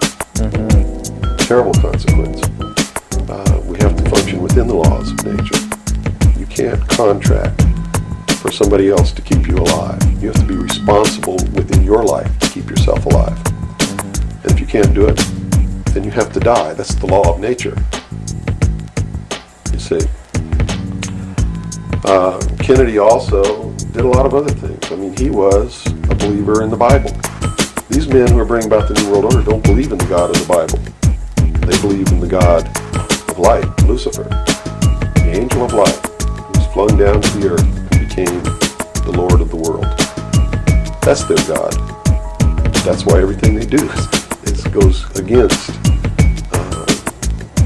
what people know to be the right thing to do. They believe that man was held prisoner by a vindictive, cruel God named Jehovah in the Garden of Eden. And that Lucifer, through his agent Satan, set man free from the bonds of ignorance to which he was chained to the Garden of Eden, and thus brought the gift of intellect, wisdom, to man. And thus is the true benevolent God. And man, with his intellect and his wisdom and his knowledge, will create technology which will elevate man to the position of God. And all this is allegorical. Don't take the story literally, you see, because it's all allegorical. They believe that intellect, reason, is the light, is the true God, is what makes man God. And I'm not going to debate the right or wrongness of that, because who the hell knows. But I can tell you that they pervert whatever it is that might be divine about their philosophy by becoming what they profess to destroy.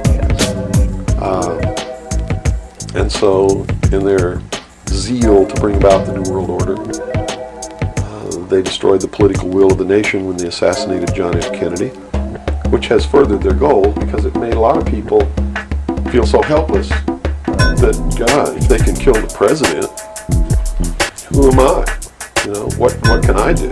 I'm just one lonely, helpless person. So they quit voting. They abdicated their power. And, of course, through agents like Robert Groden and many others, Oliver Stone, they're being convinced that our government sucks, that our government is the problem, that the Constitution doesn't work, that the Bill of Rights aren't real. We're playing right into their hands, in other words. We're playing right into their hands, because there's nothing wrong with the Constitution or the Bill of Rights or our government. You see, it's been infiltrated, and from within, they are eating at the heart of this nation like a cancer, this secret society. They are destroying it. They are subverting it. Our Constitution has not been allowed to work since 1945, and maybe even earlier. And they have been working behind the scenes to bring about a one-world totalitarian socialist government with the Communist Manifesto as its platform, through the United Nations, which was created by this nation from an older organization called the League of Nations, which was the original foundation. And at the highest levels of our government, the Constitution's already been scrapped, and they are working under the aegis of the UN Participation Act and the United Nations Charter. Which says what? Which says that there are no rights, there are only what you call privileges. And privileges can be granted or taken away at will by the state. It's quite a frightening scenario. It's a very frightening scenario, and people better wake up to the fact that unless they wake up and do something about it now, there's only going to be one alternative. and that's either take up arms and restore the Constitution, and the blood will run in the streets of America, or reach down and put the shackles around your own feet and march off into slavery peacefully.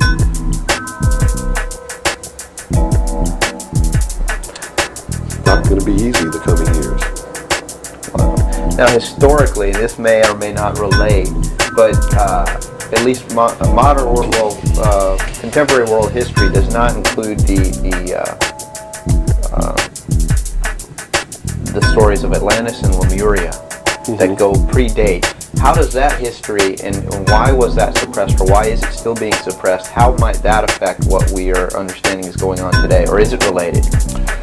Well, I'm not sure if a place called Atlantis or Lemuria ever existed or didn't exist. I don't really know. But I do know that the story that is told about the civilizations that lived there are something that we should listen to, because this whole scene may have played itself out before on this earth. And if you understand the theory, which I believe has been accepted as fact now, of continental drift, there may have been an Atlantis and a Lemuria, which had tremendously developed technologies and societies. And the same scenario that we're playing out now in this great stage called the world may have played itself out over and over again in the past for millennia. In my investigation of the mystery schools, the secret societies that are bringing all this about, that really control everything behind the scenes, I've found that this is all about religion. And it's all about a recurring theme that is penetrated and is at the heart of every religion in the world. And that is a creator or a creatress who has a son that is sacrificed and then is resurrected and saves the world or saves humanity. It seems to be an archetype that is within us. And so that you don't go flipping out watching this tape. I'm a Christian. I believe in the teachings of Jesus Christ, even though it may turn out that he may have never lived. The scene, it doesn't matter. When you read his words, and you can go back through history and find these are the same words that were spoken by every Savior that there ever was, are the most beautiful, most profound, most affecting words that have ever been spoken on the face of this earth. And when I get down and almost get to a point of hopelessness, I just go read the Sermon on the Mount. And I come back up again.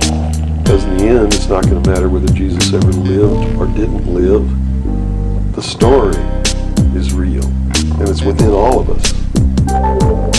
And it brings us to something within ourselves that's good. But these men don't look at that. They believe that the end justifies the means, that these stories are just stories, and that the real meaning behind it all is that man can transcend his animal state through the realization of intellect and the overcoming of all of his emotions and feelings and morals, guilt, all of these things. And I just can't go along with that, because I believe it's our emotions that tell us when we're doing wrong. We feel it within ourselves.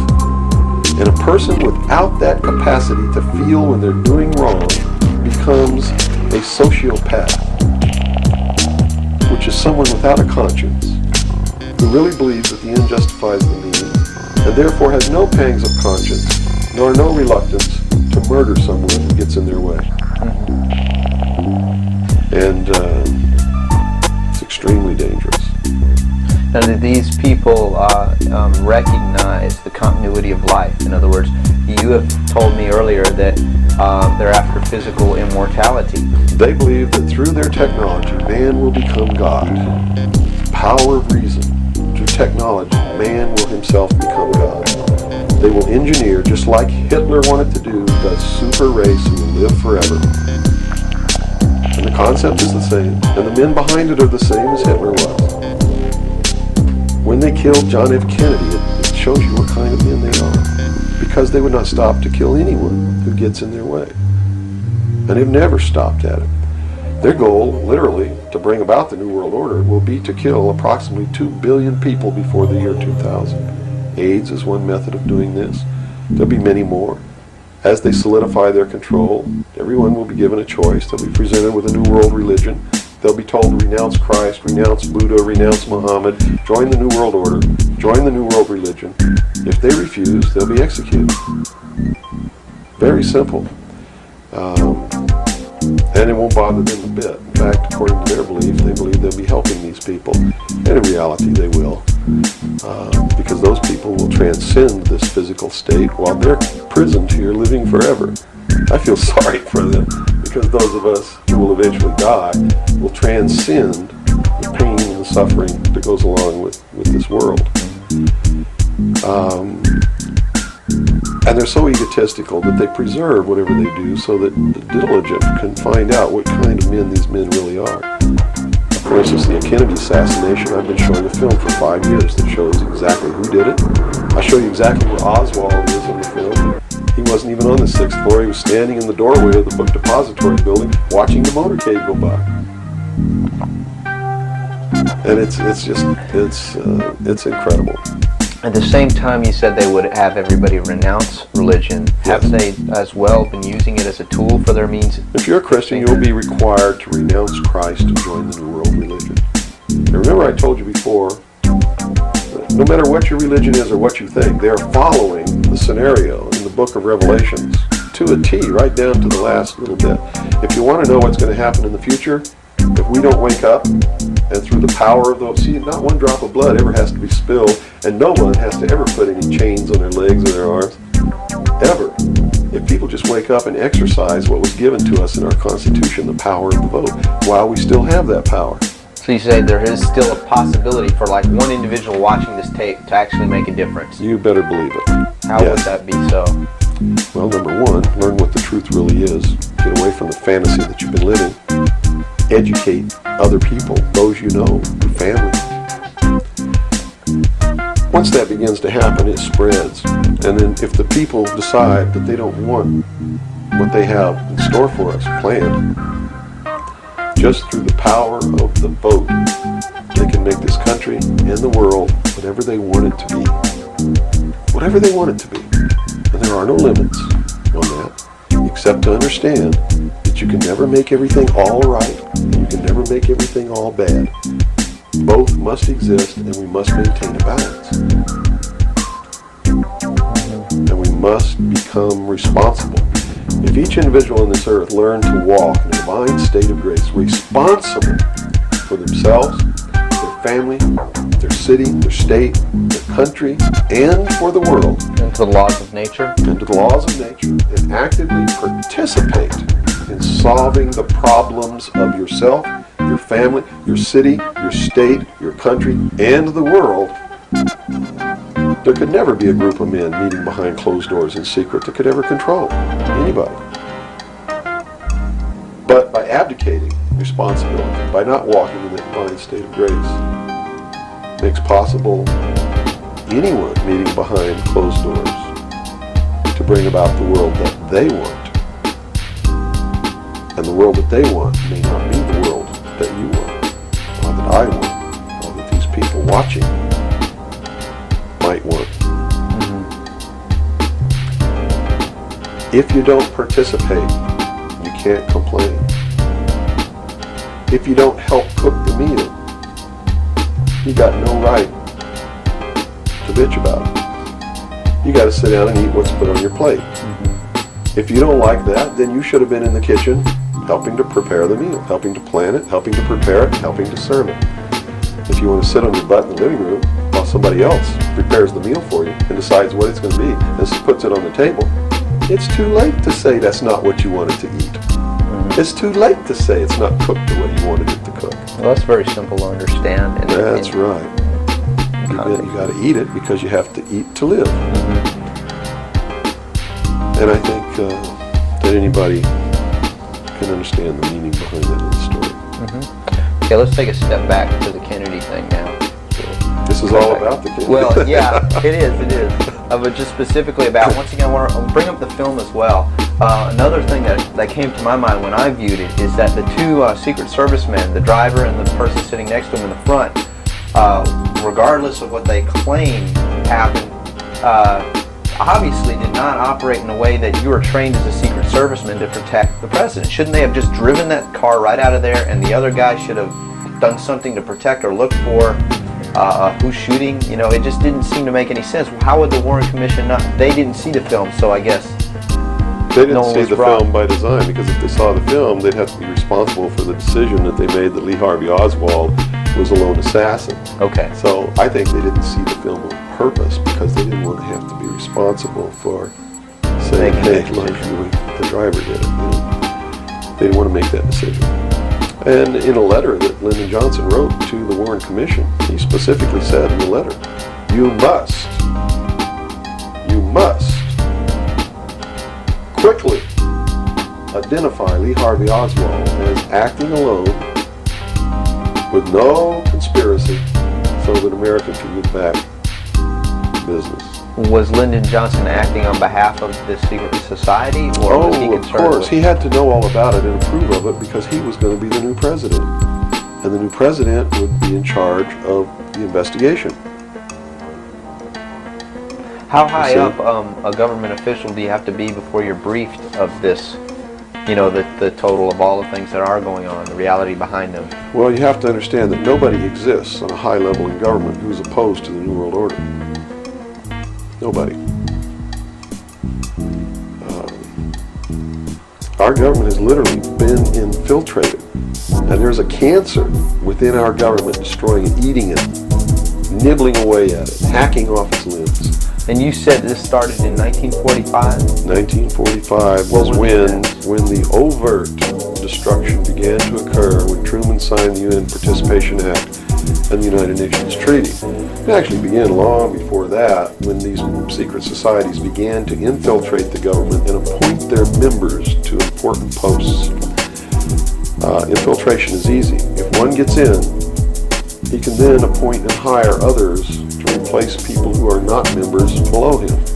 So now we've had over 50, almost 50 years of this going on. At least. I believe that it started back probably 1913, 1917, when the Federal Reserve Act was passed, when the Council on Foreign Relations became a reality in this country. And you can, by diligent research and study, you can see when it happened, where it happened, who did it, and how it was done. It's apparent. When they say there's no conspiracy, I mean, we talk about a conspiracy. It started out as a conspiracy. But when they say today there's no conspiracy, that's not a lie, it's the truth. They're doing it right out in the open, right under our noses, and we're too stupid to know it, to see it. So it's not a conspiracy now today, at all. It's right out in the open. They even publish their plans. I mean, here Carter appointed Zbigniew Brzezinski as the National Security Advisor, who just wrote a book before he was appointed, declaring himself a Marxist. I mean, you read that book, this man believes in Marxism. This man is a socialist. Not only a socialist, he's an international socialist. He's a globalist. His goal, stated in his book, is to destroy the sovereignty of nations and bring about a one-world Marxist government. Now, the Carter administration was one extreme, and then we came into the Reagan administration, yet nothing changed. Nothing changed. What you're saying is that no matter what the political leanings, they seem to be playing the same game. As long as you're playing their game, it doesn't matter who you vote for, who you put in office. They all belong to the other side. They're in the pockets of the Illuminati. When you quit electing professional politicians, when you quit electing the guy who looks nice on television because he speaks good and he looks like the guy you wanted to marry or something like that, you're playing right into their hands. You know, they've made it so impossible for another Abraham Lincoln to get elected to the office of president that it's a wonder that we even have a chance at all. We need to send people to Congress and to government who are going to clean house. Kick all the members of secret societies out of the bureaucracy. Lock them up. Try them for treason. But they are traitors. So one thing that may help is term limitations. We must have term limitations, and it must be only one term. And forget all this nonsense that anybody goes to Washington and don't know what's happening. They don't know what's happening simply because they haven't taken the time as citizens to understand how our government works before they ever go to Washington. You see, it should be a process that starts in infancy. It works its way up, and everybody should be taking part in the government. Now, if someone came in to office with this kind of knowledge and with this kind of intent to really push these people out, would they not be eliminated immediately? Not if they have the people behind them, because what the people would do in one fell swoop, in one election, would elect people who've never served in government before, kick the incumbents out, send citizens to Washington. And here's the way it has to be done. You know, right now, you don't even pay your congressman. You know who pays your congressman? The federal democracy of the District of Columbia. The federal government pays your congressman, who's supposed to be representing your state and you. The federal government is a foreign country to your state. Why should he represent you? Not only that, but he moves to Washington, D.C. He maintains a residence here, but he doesn't live here. And as long as you re-elect him, he continues to live in Washington, D.C. forever if you keep re-electing him. So they lose all touch with what's back here. They're paid by a foreign government, the federal government. They're not paid by the sovereign state of Georgia or by you. They have to be paid by you. And they have to live here. They can't move to Washington, D.C. They go to Washington, D.C. for one term. Okay? One term only. When that term's up, they have to come back. And you don't pay them exorbitant funds. You pay them just enough to live on comfortably while they're there. No fancy giant cocktail parties, none of this crap. And you take care of their family. See, they don't take their family either. That's the other clue. They leave their family here, where they live. You, the people of Georgia, take care of their family and their business or their farm or whatever it is they have while they're gone. Now, do you think they have a vested interest in representing you? They sure would under those conditions. But under the conditions they go under now, they have no interest whatsoever in taking care of you. Now let's look at the current... They're taking care of themselves. The current crop of presidential candidates. Is there anybody even running that represents something that we're talking about here? No, all of them are New World people. Songus, in his book, even everything that he's written touts the New World Order. All of it is right for Songus's literature. You're going to see New World Order, New World Order, New World Order, New World Order. Clinton, the governor of Georgia, was selected in 1991 by the Bilderberg. Governor of Arkansas was selected in 1991 by the Bilderberg group in Baden-Baden, Germany, to be the new president of the United States. Remember what happened to Gary Hart? What did he do? He went out on a boat with a woman who wasn't his wife, and he was destroyed. Look at Clinton. What's happened to him? Nothing. The press is on his side. They're helping the guy. You know why? Because he was chosen by the people who own the press to be the next president of the United States. Now, I don't know if he will be or not. That's up to the American people. But if they get their way, he will be. Bush is one of the most heinous criminals that's ever walked on the face of the earth. Bush is the man who's been a CIA agent since his college days. He's a member of the Skull and Bones, the Russell Trust. He was initiated in a casket with a ribbon tied around his genitalia, which symbolizes that he's a priest in the temple of Isis. A pagan, this guy. This man is a member of the mystery schools. Well, he has the outward appearance of a good Christian, church-going Christian, no? They do whatever they have to be approved by the people, but in secret, they're not at all. This is a man who practices pagan, religious rituals, magic. Doesn't matter what you think of all these things. I'm just telling you, this is what he does in secret. He is the man who, when he was chief executive officer, when he was president of the offshore division of Zapata Oil, organized and began the first large-scale drug smuggling operations into this country. George Bush is the one responsible for the drugs on the streets. And the war against drugs is not a war against drugs, it's a war against the Bill of Rights. And we've already lost the Fourth Amendment in this war. That's true. And we're going to lose everything else. You watch them, it amazes me. People watch on Saturday night, cops, top cops, tough cops, 911, All of these stories that are glorifying the police state and falling right into the manipulation as they watch police with no search warrant, with no court order, break down people's doors, tear out their walls, rip open their mattresses. All in the name of the war on drugs. Pretty sneaky. Pretty sneaky, all right. You see them stop people on the streets, and the guy's got $400 in his pocket. They don't press any charges.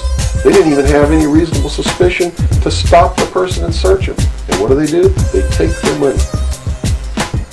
And they don't give it back. And America's watching this. And the stupid idiots, yes, you stupid idiots, you sit there and watch it, not realizing that when you take away that man's freedom, you've also taken away your own.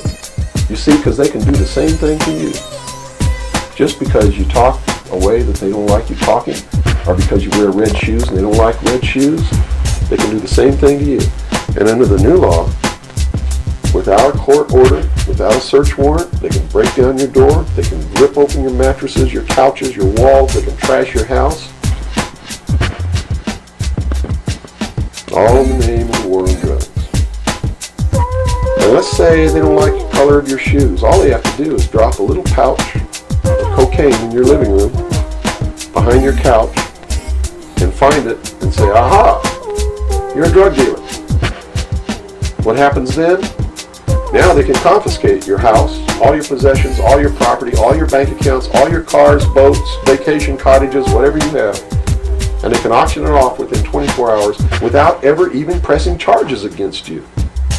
Without a court order, without due process, without just compensation. And there's not a damn thing that you can do about it. Not a damn thing. At least right now. At least right now. And the reason you can't do a damn thing about it is because you're the one who brought it about through your stupidity. You're mentally crippled. You're operating from a position of ignorance, apathy, abdication, irresponsibility. We're losing our country, our freedoms, everything. Now these are strong accusations of the American public. What do you hope to accomplish by angering the very audience that you want to watch and listen to you? Go prove me wrong. Go make me the idiot. In so doing, you're going to find out what the truth is, and maybe you'll wake your up. And if you do, maybe we can save our country. Because I don't really care at this point whether you get mad at me or not. My country's disappearing. My freedoms are disappearing. My daughter's going to live as a slave in the world order if you people don't wake up and help me. So, if I had a 2x4, literally, I would smack you upside the head with it. I don't care if you get mad at me. It's beyond that state. You know, I'm willing to put my life on the line. Why would I care if you get mad at me? You know? People say, well, don't you feel threatened? Don't you feel like your life is in danger? Are you kidding? You're the people who sent your sons and daughters to fight an illegal, immoral, unjustified war in the Middle East? And that didn't bother you a bit that they might have got killed over there, and you're worried that I might get hurt or killed? Right here, really defending my country? Really fighting in defense of the Constitution? Right. You brought up the Persian Gulf War. That's something that's still on a lot of people's minds. Based on what you're saying, what was the reason for that war? They should feel really guilty. They should feel really bad about that. I mean, what about a Saddam Hussein that everyone seems to agree is you know, the evil man here, that we had the right to go in and punish, destroy, or whatever? Well, it's funny that the man who purported to want to destroy Saddam Hussein was the man who really built Saddam Hussein when he was in the Central Intelligence Agency. We have been building up Saddam Hussein's arsenal. His technology comes from us in the Soviet Union. We built him up to create that war. We did it for a purpose, and the purpose was, look at this, if George Bush knew what he was doing, how come he didn't know what he was doing? Here's what he said. We've got to send troops to the Middle East because we can't afford to pay $26 a barrel for oil. That's on tape. Next he comes out and he says, no, it's not about the price of oil. It's because Saddam Hussein's not going to stop at Kuwait. He's going to go into Saudi Arabia, and those are our friends, our buddies. So we got to go defend Saudi Arabia. And then James Baker says in a press conference, nope, it's not about Saudi Arabia, it's not about $26 a barrel for oil, it's about jobs. Folks, we're going to get you a job, and to do it, we're willing to kill your sons and daughters. Yes, sir, we'll send them off to get killed so that you can have a job. Prosperity. That's what it's all about. Well, what was the actual scenario if we hadn't have gone in? Well, see, that's not the end of it yet. Then George Bush comes out and says, whoa, the White House is flooded for telegrams. They don't want their sons and daughters to get killed for a job. It's not about jobs. It's about naked aggression. Yes, sir, there's a little Hitler over there called Saddam Hussein. Yeah, and we're going to go destroy him because the world doesn't need another Hitler. Never mind Pinochet in Chile, who's another Hitler. Never mind all the other Hitlers in the world. Was that Never mind Tiananmen Square. Well, then, then people would say, well, the American government's not interested in that because money is not in it's the oil here. We're talking about money. No. So you're saying it's not even that? No. They've been planning this war for years. In fact, Arco Press wrote a book about it. The name of the book is Rapid Deployment Forces. It was published in 1985. It names Kuwait as the country. It talks about Operation Bright Star, where they've been practicing the war every year since the early 80s. Sending troops on there practicing the war. Liberating Kuwait. It's even named in the book. The whole thing was spelled out years ago. What it was all about was to establish the New World Order. You see, because for the first time in the history of the world, it's established the legal international precedent that the United Nations could pass a resolution and send its police force to enforce that resolution, and that the member nations would have to pay for that action. And George Bush said it very clearly, but nobody was listening when he said, no longer will any nation stand against a world united. And with that action, he established the legal foundation in international law that the United Nations is now legally and overtly a one world government, and that the United States military forces and the other forces that were sent by other countries were established as the one world police force under the United Nations. Have you seen the new Air Force uniforms yet? Nowhere on them does it say United States or U.S. They are United Nations uniforms. Go look at them. What role in the Middle East again does Israel play in this? Israel was created as the instrument to bring about the Battle of Armageddon and the fulfillment of prophecy. A war that will be so terrible, where nuclear weapons will be used, so that the American citizens and the other people in the world will get down on their knees and beg for no more war. And what is the answer to that? They're going to be told the only way we can guarantee no more war is if we destroy the sovereignty of nations and we come together as one humanity in a one world government. Right. And I'm telling you, unless the American people wake up and stop it, starting in about 1996, the Battle of Armageddon will become a reality. Not because two nations got mad at each other and decided to fight, and that's why Saddam Hussein was not destroyed. He will be the instrument that will bring that to pass. Right. Yeah, they purposely did not go in and do that. Saddam Hussein will be portrayed as the Antichrist. Babylon is in Iraq. Read the book of Revelations, whether you believe in the book or not. Read it, because the men who are bringing this about are using it as their script.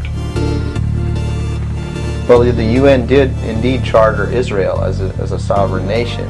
They were the ones who created this state. That is correct. It was really created by Great Britain and the United States, with the United States being the major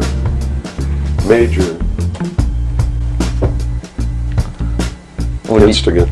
Okay, and the Jewish people were then being manipulated into believing it was for some other reason. That's correct. They've always been manipulated. And I get people who still come to me all the time and say, Bill, you're all wrong, it's the Jews. The Jews are subverting the world.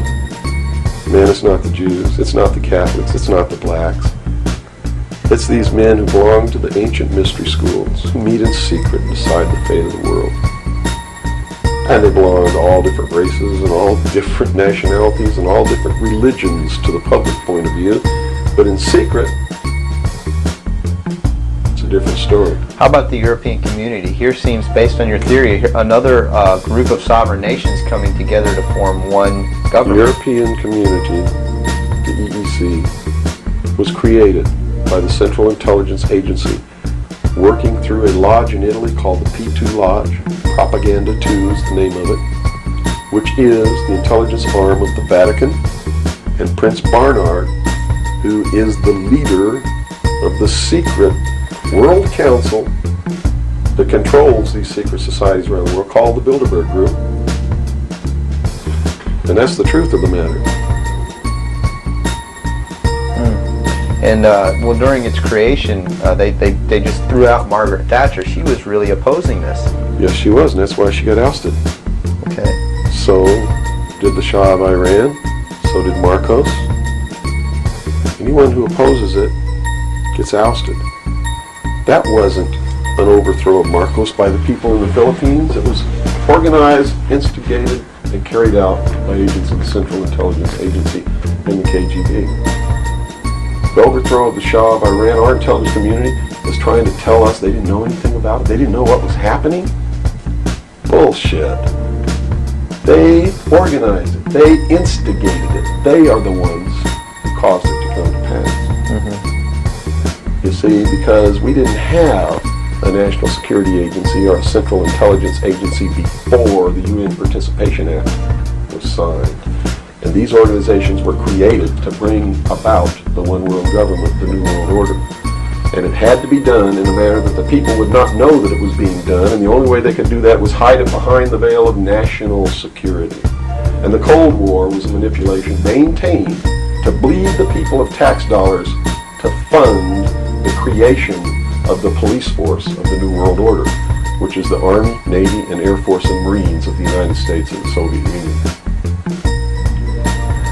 And the people didn't rise up in the Soviet Union and overthrow communism. It came from the top down because it had to be done. There has to be a bringing to the same level of all the peoples of the world to approximately the same political viewpoint, so there's not big disparity in order to be able to justify the merger of all these countries together. Well, who now is ruling the forces of the former Soviet Union? You have Yeltsin in now. Gorbachev supposedly went down, but we're not sure about that. Well, let me tell you this. From the beginning, there was never any war between the United States and the Soviet Union. It was created by those at the top to fund the New World Order and the New World Order's police force. At the highest levels of all countries, they all belong to the same club. And we, the people, sit back and we watch this grand drama which is being played out for our benefit. Not theirs. If it wasn't for us, they wouldn't even have to do any of this. But you see, they just can't come out and destroy all of us because they need slaves. They need people to make their shoes, and make their cars, and mine the ore. They need worker bees, and that's what we are. In the New World Order, we will be the worker bees, the slaves. So the Orwellian view of the vision of the future wasn't too far off based on this scenario. George Orwell was just like me. He was a low-level member of British intelligence who was appointed to a position high enough where he saw the same documents that I saw. And he tried to warn the world just like I'm trying to warn the world, only he wasn't willing to take the risk that I'm willing to take. So he wrote it in a book called 1984 and spelled out exactly what's coming as a warning to the people of the world, as a work of fiction. But you notice that that work of fiction really stirred people up because they knew that it wasn't fiction. In their heart of hearts, everyone who's read that book knows that it's coming. But it's a possibility. Most people won't recognize it overtly or publicly, because then, if they recognize it, they have to be responsible to do something about it, and that's what every one of you have been resisting all your life, is being responsible to do something about it, to get involved. That's why you'll walk away from a girl being raped on the street by a gang of thugs rather than go and try to help her. And I'm not talking to all of you. I know there's some of you out there just like me, but most of you are just exactly what I've just described. Most people are no better than animals who do not have intelligence because they don't use their intelligence. And to these men who control things behind the scenes, you are stakes on the table by choice and consent. and will always be ruled and manipulated and enslaved by people who do use their brains. As long as we're debunking some myths, because it's putting pieces of this puzzle together, I think, for a lot of people that may be watching. The hostage situation in Iran that got Carter out of office, is this another orchestration? And if so, how does it fit into the... October surprise is no myth. There was a deal made. There was a deal made at the highest levels to keep the hostages until after Reagan was elected. You really believe that it was an accident, that it was a coincidence, that 30 minutes after Ronald Reagan was sworn in, took his oath of office, the hostages were released? Did they want Carter out? Are you really that naive? I can't believe it. Did they want Carter out? Yes, they wanted Carter out. They wanted Carter out. He wouldn't play by the rules? I don't know why they wanted him out, but they wanted him out. Carter was ineffective. He did not have the support of all the American people. They need people who can manipulate the American people so that they have their support. My message is to you, don't support anybody unless they're doing what we know to be right. Don't believe them. Don't fall for the manipulation. Double check everything they say. And that means you can't rely on the media as it is today either. Oh, of course not. All the media in this country, radio, television, and print, is all owned by 5 corporations. All of these corporations that own the media are owned and controlled, and members of the Council on Foreign Relations sit on their board of directors. Can you name those 5 corporations? Is that... Yeah, not off the top of my head. Okay. I could try, but I don't want to take a chance of being inaccurate. But you can trace that yourself. Okay. Remember, if you go down and you trace the ownership of a station or a newspaper, and you get to a corporation, remember that somebody owns that corporation, and it's usually another corporation. But when you trace the interlocking of all these things, when you get to the top, there's 5. And all journalists know that there's some things you don't write about, and you don't talk about, because you'll lose your job. And that's where the control is. And that's why they pay anchormen like Dan Rather $2 million a year. Because he doesn't question them. He knows that if he goes against them, he's going to lose $2 million a year. Do you think a man that looks pretty and sits in front of a TV camera for the 6 o'clock news is worth $2 million a year? No way. I don't care how long he works, and I don't care what he does. There is no job worth $2 million a year. That's why they pay athletes these fantastic salaries. I was listening to the radio the other day. They just contracted to pay one player on one team $6 million a year. Can you believe this? And why is that? It's the Roman circus. What does the emperor do when the people become restive, and when the people are asking questions, and when the people don't like the policies of the emperor? He sends them to the circus. He creates a circus. He builds a giant coliseum. And he begins to throw the Christians to the lions. He has great chariot races and football games and basketball games, all to keep the idiots preoccupied with things that don't mean anything in the scheme of the entire world, so that they don't have the time to learn what the truth is, so they don't ever get smart enough to learn how they're being manipulated, so they don't ever question the emperor. That's why they pay a player on a football team or a baseball team $1 million or $2 million or $3 million a year. It is the Roman circus. I know men who don't know anything in the world except who plays third base for the Mets, and they think that's a great accomplishment. And they meet and pat each other on the back and bond and go have cocktails and talk about what this guy that plays third base for the Mets did in last night's game. It's sad. It's really sad. Is there any room in a kind of society where these manipulations are not taking place for this type of entertainment or any type of entertainment at all?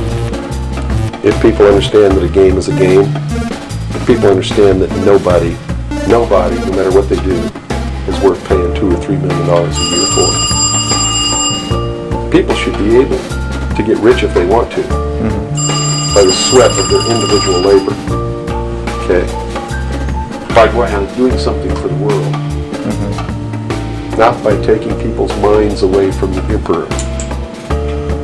It's a game. Football's a game. Football's a game. But let me tell you something. When 150 of the most powerful men and women in the world can meet in secret in Baden-Baden, Germany, and plot the fate of billions, and nobody even cares about it. But 6 football players go to lunch together, and it's in the headlines across the country. You have a reflection of the society in which that exists. And it is a sick society that is doomed to self-destruction. So based on that scenario, there's some truth into what these men are looking at. Absolutely, and that's what makes me so sick, is that I'm trying to wake up a people who on a daily basis are proving the ones that I'm warning them about to be right.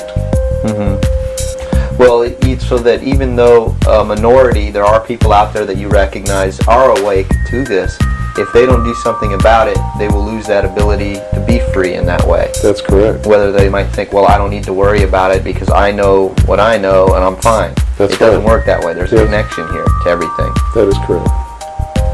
That is absolutely correct.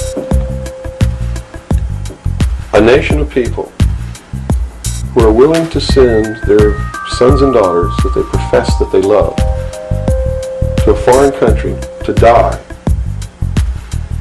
and they use the excuse to themselves that they're sending them off to defend our country, and they know damn well that's a lie, are doomed.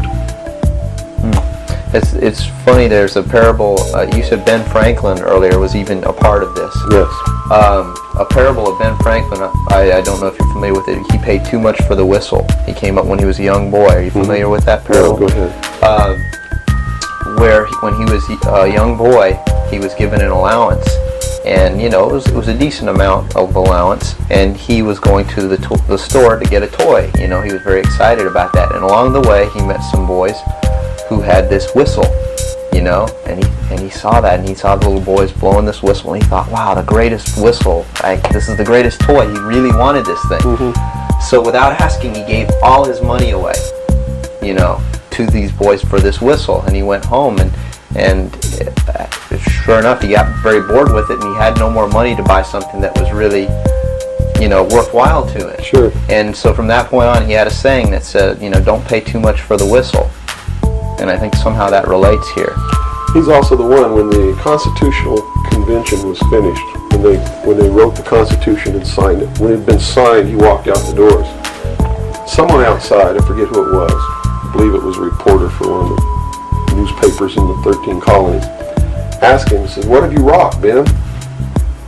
Ben looked at him and he said, "A republic, if you can keep it."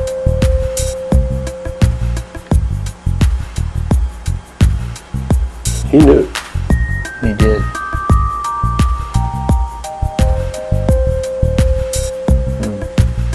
And that's a good place to end. Yeah, I think so. That's a great ending. Wow. Good job, guys. All right, Bill. Yo. Fantastic. Good. Thanks, Bill. Where's your towel? Right there. About ready Yeah, these lights are roasting me. Man. I've already had my son. I'm ready for that.